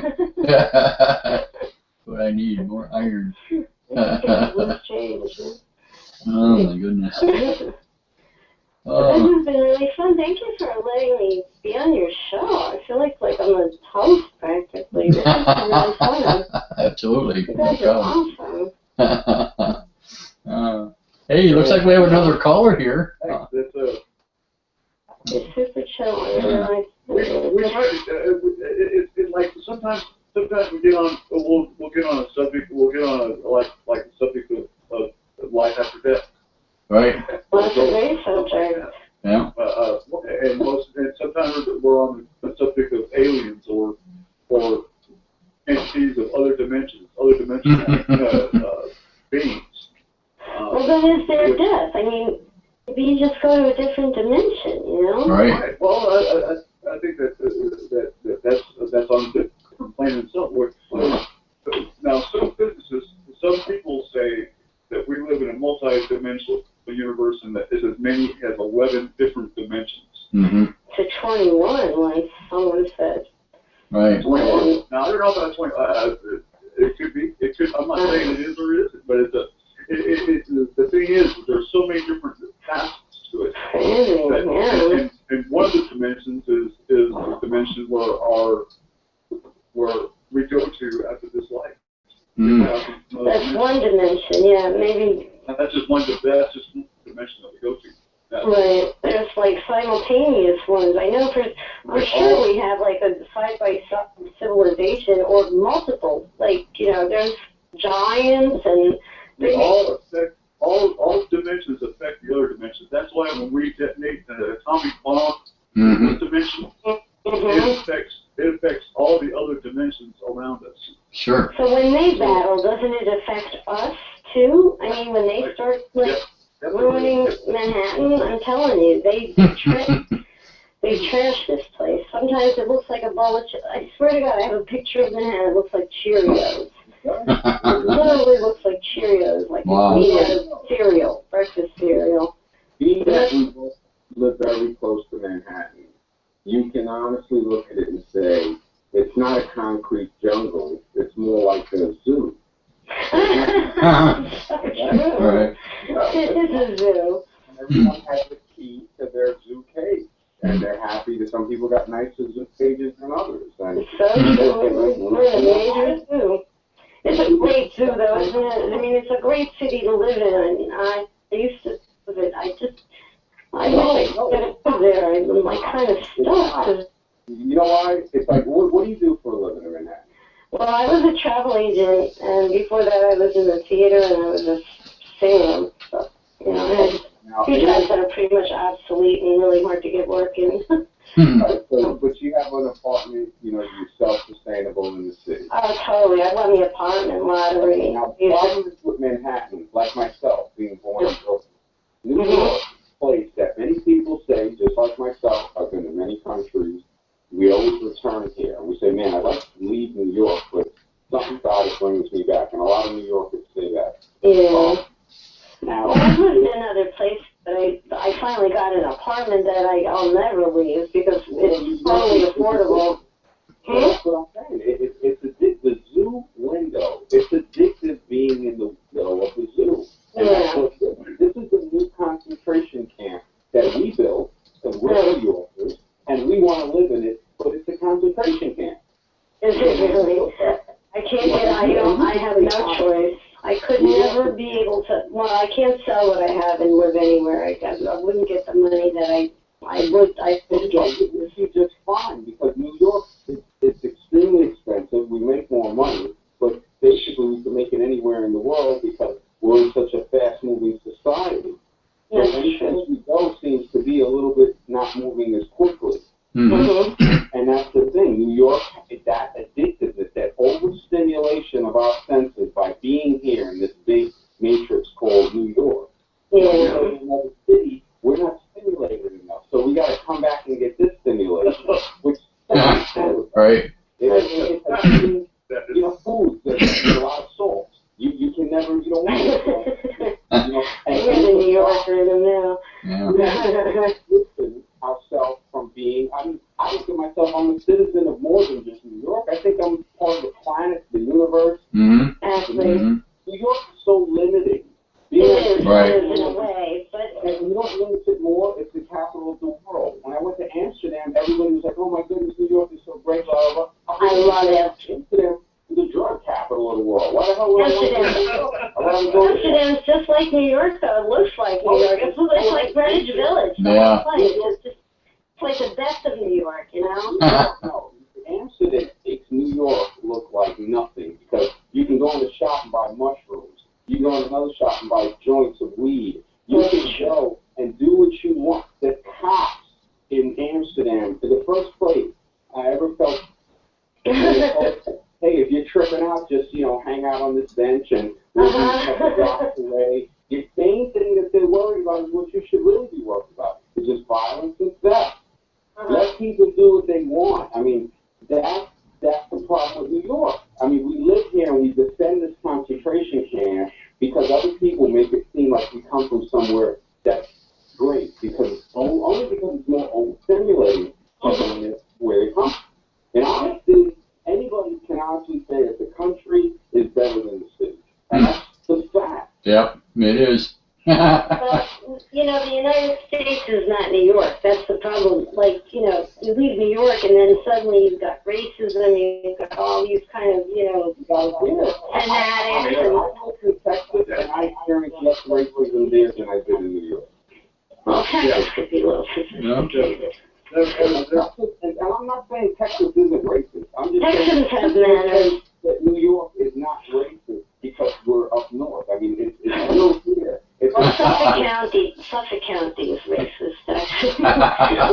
Oh, no. And that New York is definitely like a melting pot, you know? Well, no, so think about it. Where is it? How is it a melting pot when you got Little Italy, Chinatown, you got Black Project? That's not a melting pot. That's the separation, because you know that you can go to any part of Little India, and you shouldn't have Little Italy and Chinatown if people were integrated. But the reason that we have that, it's separated.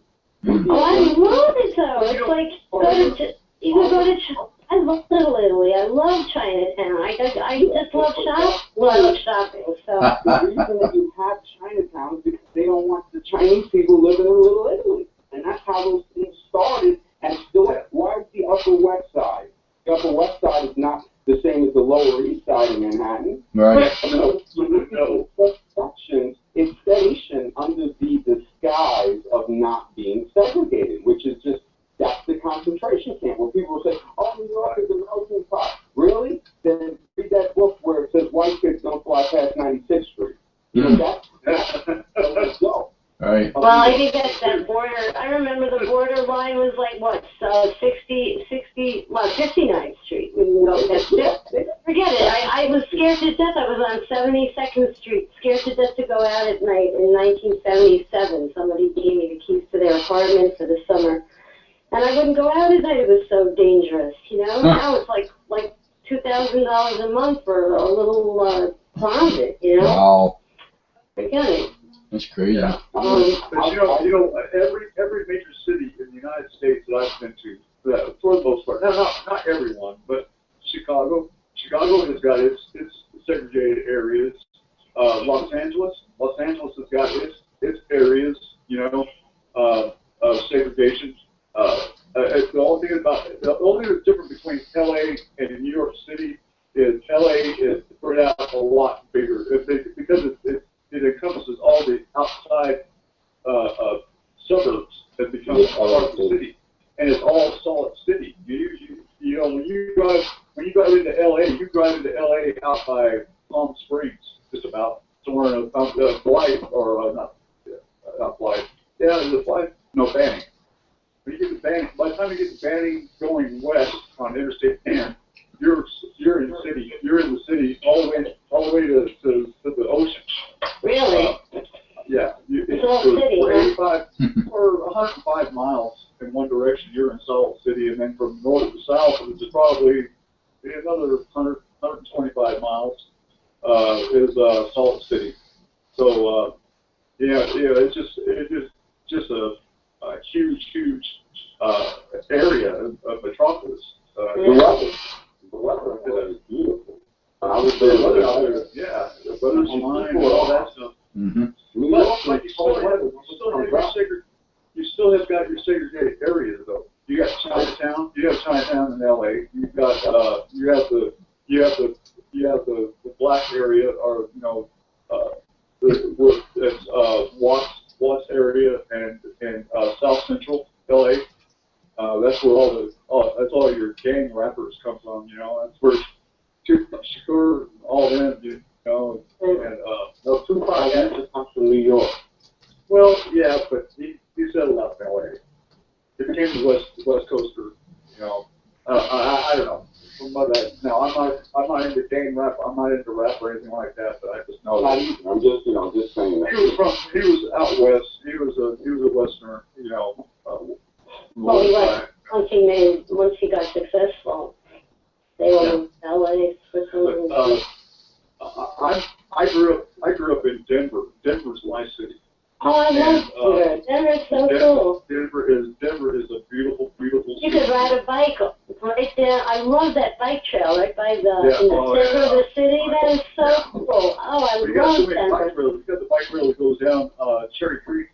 Yeah. It follows Cherry Creek area all the way down through downtown. Oh, it's heaven. That was so cool to ride a bike there. I love Colorado, period. Well, I like it in the summer. I got to go to all the ski villages when I was a travel agent. Yeah. And in the summertime, it was just awesome. We got these big, you know, those beautiful, like, condominiums all for ourselves. Oh, gosh. We got the bike ride. And Denver is to me, that's my favorite city of all the cities. Great city. I like Austin, Texas. Austin, Texas is another city. Austin's really cool. Yeah, I've been to Austin. I like Dallas. I like Dallas. Dallas is a cool place. Really big. San Antonio, Texas is really cool too. Yeah, okay. And it's just like on a stream. The Riverwalk in San Antonio is someplace that I just suggest everybody go there. It's just like being in Venice, Italy. It's gorgeous, yeah. It's beautiful. It's expanding, very too big for me. When it's 105 outside, you walk down there. You walk down to the Riverwalk, get down in that shaded area with all the water down there and everything, and it's cooled by probably 15 degrees. It's 15 degrees cooler down there than it is up on the street. So, you know, it's just a cool place to hang out. They have all the shops and all the all the restaurants. I think you could put Europe in Texas. That's how big Texas is. I think. Yeah. Yeah, Well, the size of Europe. All those countries in Europe will fit into Texas. it's funny. I know that driving a truck, you can't drive from Beaumont, Texas to El Paso in one shift. Yeah. You can't make it in one shift. No. You can make it out there towards. You might make it if you're really lucky. You push it. You might make it to Van Horn. Mm-hmm. But chances are you're not going to make it too much further past San Antonio. San Antonio is just a little bit west of San Antonio is where you're going to make it to. For your 10-hour shift if you're driving a truck. Because you're regulated or 11 hours driving, whatever it is now. Well, speaking of 2 years since I've been driving. Speaking of Texas, I have a caller here with a 214 area code, and this is a Texas number, and I believe it's my mom. Hello. Hi. How are you? Hello, it is.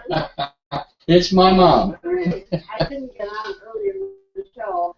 I thought you were going to have your talk was going to be on Life After Death. Yes. Correct? Yes. Oh, did we sidetrack or what? Yeah. Well, it happens. Yeah. But. Is that what it was supposed to be on tonight? Those darn New Yorkers, we Yeah. always need a subject, you know? Well, we started out that way. Yeah. Tim and I had a good talk about it earlier. But, I was wondering if you had very many people actually speak on it tonight or talk on it tonight. yeah, Tim and I were discussing it there earlier. And Daryl, when Daryl came on. I'm sorry that I didn't get to you earlier. I wasn't able to, but Oh, that's I was okay. wondering, is it possible for you to discuss it again in the near future? Because I'd really like to get in on that. I think Sure. it's a very interesting subject, and there is a lot to discuss about that. Absolutely. There's a lot of different areas Yeah. in that discussion. I read a saying today. It's funny that you brought that up because there's no coincidences, of course.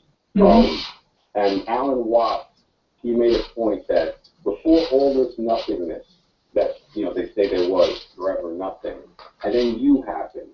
So all of us, how Clarence's mom, I think, is on the line as well. It's about life after death. You think about that. If we happen, so we're a miracle. We happened after all. So if everything was nothing and we happened, and it happened once, it doesn't happen again. And it should have happened before. So there's what we see as existence, that the life after death goes way beyond the physical understanding of the world we see today. And that's what I think a lot of people, they know. We have a feeling of this. Science is never going to be able, or never will, reveal the truth about that there's something else. Ancient cultures, every ancient culture would live their entire life with preparing for the next life, for the afterlife. So without a doubt, I don't even think, when someone says they need proof and stuff like that, it's basically, I think, their denial of accepting the fact that there's more to what we see right now. Yeah, absolutely. It's a fact. See, that's... There's a good book called The Infinite Mind. A lady wrote it. She's a genius. Where she talks about all of the different, facets of reality and the mind. And when you think about that, the mind, how much does the mind weigh? The brain has a weight to it. The mind doesn't have a weight to it. So we're talking to each other with something that is not in this physical reality right now. And that we need to look at more. This is what we don't sit down and, hey, let's have this conversation. That's an extremely wonderful question. Thank you. And very well, I would hate to think that this is all there is to life. I just don't believe that. I truly believe there is life after death. Yeah. There has to be. But what if you come as like a gnome or an ant? That's something that I try to stress this on everyone, that once you are a human, now for whatever reason it is, but once we are human, that we will reincarnate as a human again. Now we may not come back as a man or a woman that we are in this life. We made change 6, you know, and that's, you know, that's perfectly understandable. You know, that's just like taking grabbing a lottery ticket, you know. You know what though? Or you go get the small one. You know what? You know. I sure hope I don't remember it if we do, because I don't want to come back here. I don't. I do not want to come back here. Until we get it right, maybe. We'll keep coming back. Oh, I've had enough. We keep coming back to one. Well, I believe that we can stay in the fight as long as we want to. You know, and I don't think it really, you know, it's not really up to us to make that decision. It's up to how we live. Right. Live our life. Well, I think we all have a purpose in life, and maybe many purposes. Mm-hmm. Yeah. Oh, I agree with that. Yeah, Everybody, absolutely. For myself, I know that I'm a warrior. Mm-hmm. That I've been a warrior in past lives, and that I fight for not just to fight. I don't fight. I fight for just cause. I fight for to watch out for people who can't take care of themselves, who can't defend themselves. Mm-hmm. I try to help defend them. Although I'm in that shape now, you know, confined to a wheelchair for the time being. Right. But I'm not going to stay here. I don't plan on staying in this position. And you know, as long as I'm breathing and kicking in this lifetime, I'm going to get fixed, get myself fixed, and I'm going to get new parts put in, and I'm going to be up and actively mobile again. Right. I can't stay down. Mm-hmm. I'm not going to settle for just anything, you know. I don't settle for the best thing that comes along or anything that comes along. It's like, that's why I'm not in a relationship today, and I haven't been in a relationship for 4 years. Mm. This is the first time in my life that I have spent 4 years in my adult life single. I have not been with anybody for 4 years, and I'm at the happiest point in my life, probably because of that. Now, there's sometimes when I would like to have a female companionship, you know, to go take a walk, or, you know, watch the sunset, or watch the sunrise, or something, you know, or share a cup of coffee with, or something like that, you know. That's one thing, but as far as the superfluous nonsense that goes on within a relationship, I don't miss that at all. You know, and that's for the most part what goes on when you're with somebody, you know, and you got to take on their baggage and all that stuff, you know, and if they're worth it, that's cool, but most of them, you know, and not to say that I don't have my own baggage too that I may carry, you know, I don't know, you know, there may be things that I'm not tolerant of because of some situation in the past that, you know, maybe less tolerant that to put up with, but it doesn't change me who I am. Right. You know, it doesn't change what I'm about or anything, you know. And to be honest with you, to be in the study of all these ancient archaeology that I've been working on the past 5 or 6 years, I couldn't do it if I couldn't be this devoted to it if I was with somebody, because that would, you know, they would take up a lot of my extra time that I spend doing this research and doing this studying, you know. So, you know, it's probably for the best that I'm in the place where I'm at. I'm where I'm supposed to be, and I'm comfortable in my skin about that, you know. I'm comfortable with myself. I'm not sitting around, oh, I wish somebody would come be with me. Yeah, I'm not like that. No, I don't. No, well, no. It doesn't make me whine or cry about anything. It was the least fault being with somebody. No, I don't want that. All right. You know, I have all this stuff now that I can devote to doing that and to studying. You know, and that's what that is the timing. And, you know, the synchronicity that's going on, you know, where everything is coming together, the show's coming together, I'm coming together, we're all of us here in the show tonight, we're all coming together here at this time, in this space, right now. Right. And we're intermingling our thoughts and our opinions and our ideas and our outlooks and our views and our hypothesis of what we're going through, you know, of what we've seen, of what we've done, you know, what we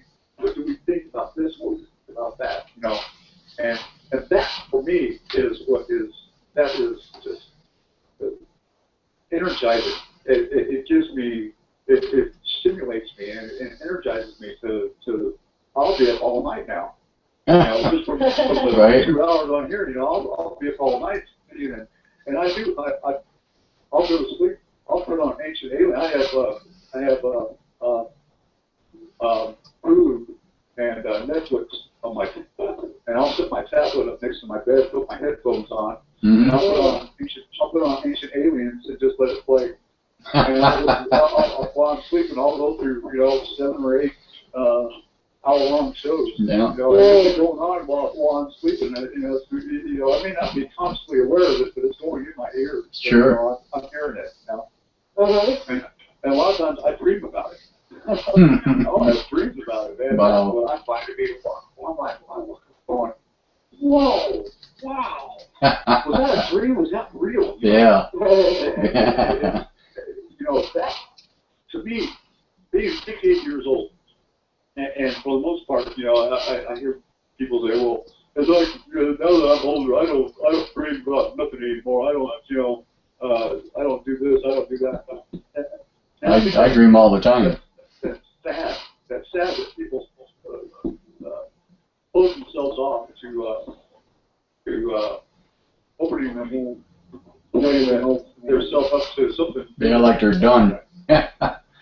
Tim, is that your mom on the phone, Tim? No, that's my mother. Yes.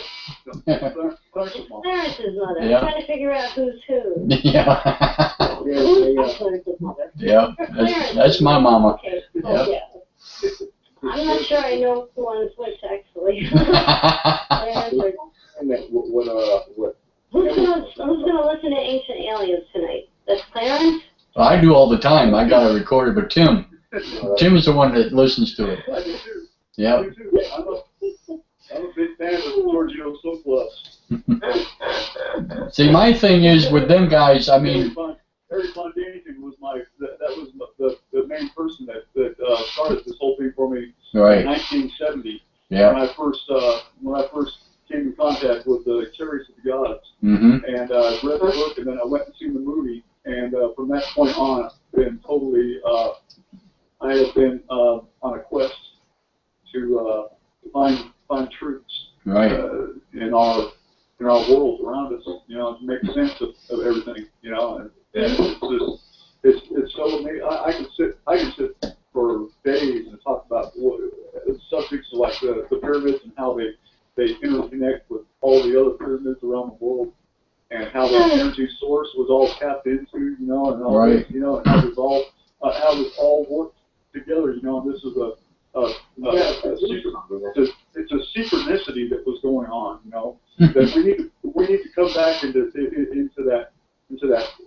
that place where we become synchronized with the earth, with Mother Earth. Yeah. Sure. Absolutely. Why do you think, Tim or Clarence, that there's so little written history that we don't have access to about, like, for example, how did they make those pyramids? Like, because 90 seconds. Oh. I mean, how did so much? Most of that information on that stuff was all stored in what was called the Library of Alexandria, and in the first century, about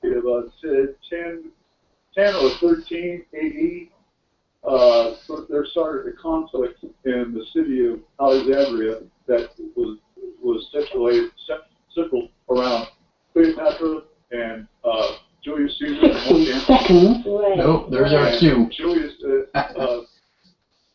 Cleopatra was getting it on with Mark Antony and with Julius Caesar at the same time. And then she ended up marrying. I think she married Mark Antony, and Julius, he got all pissed off and went and set the harbor on fire.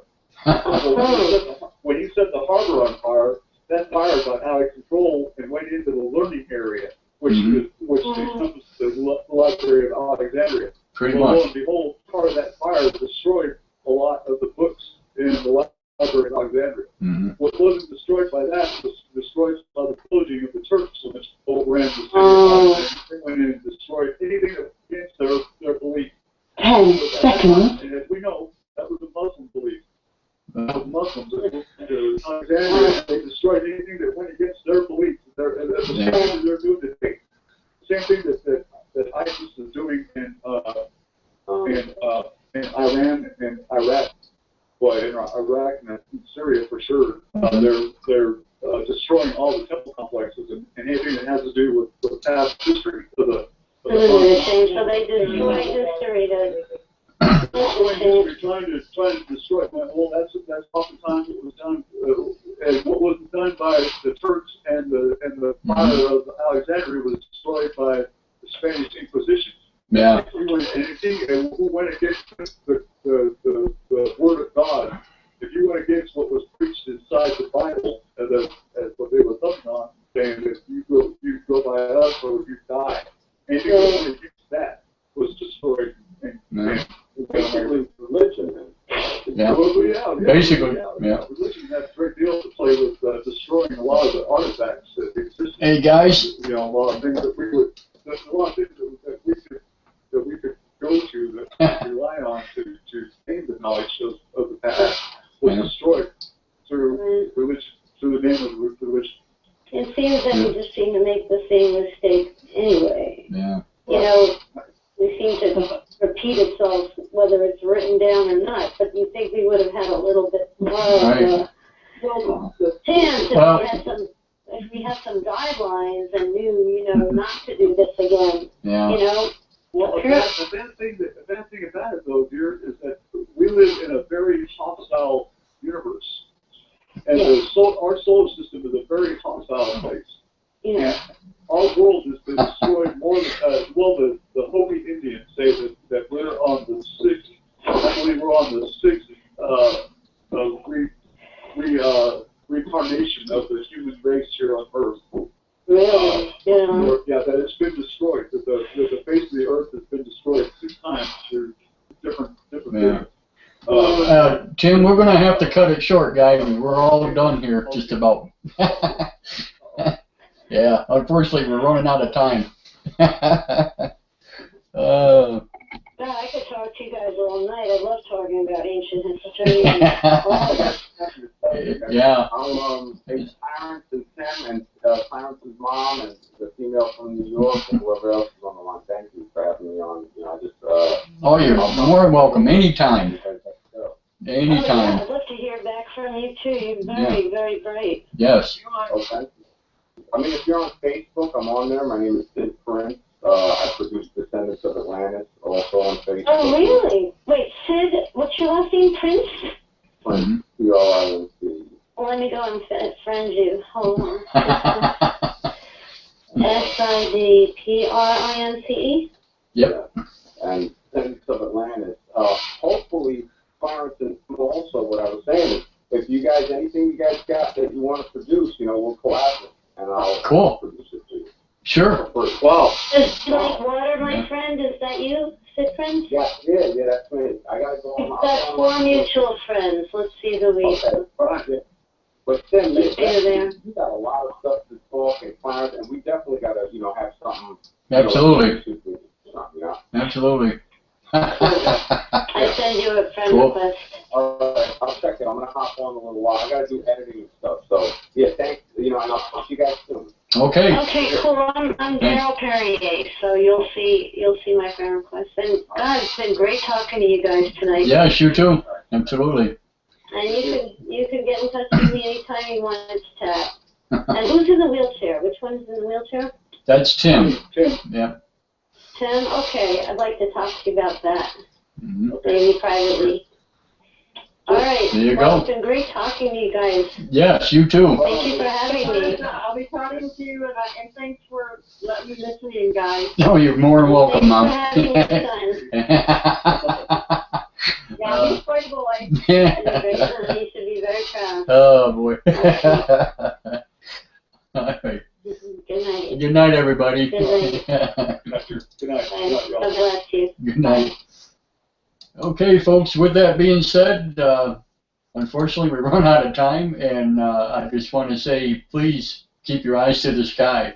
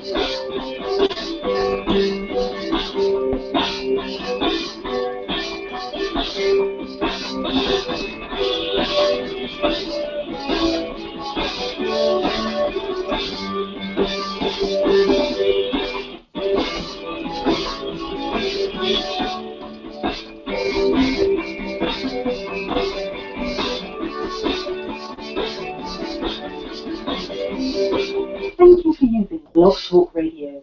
Goodbye.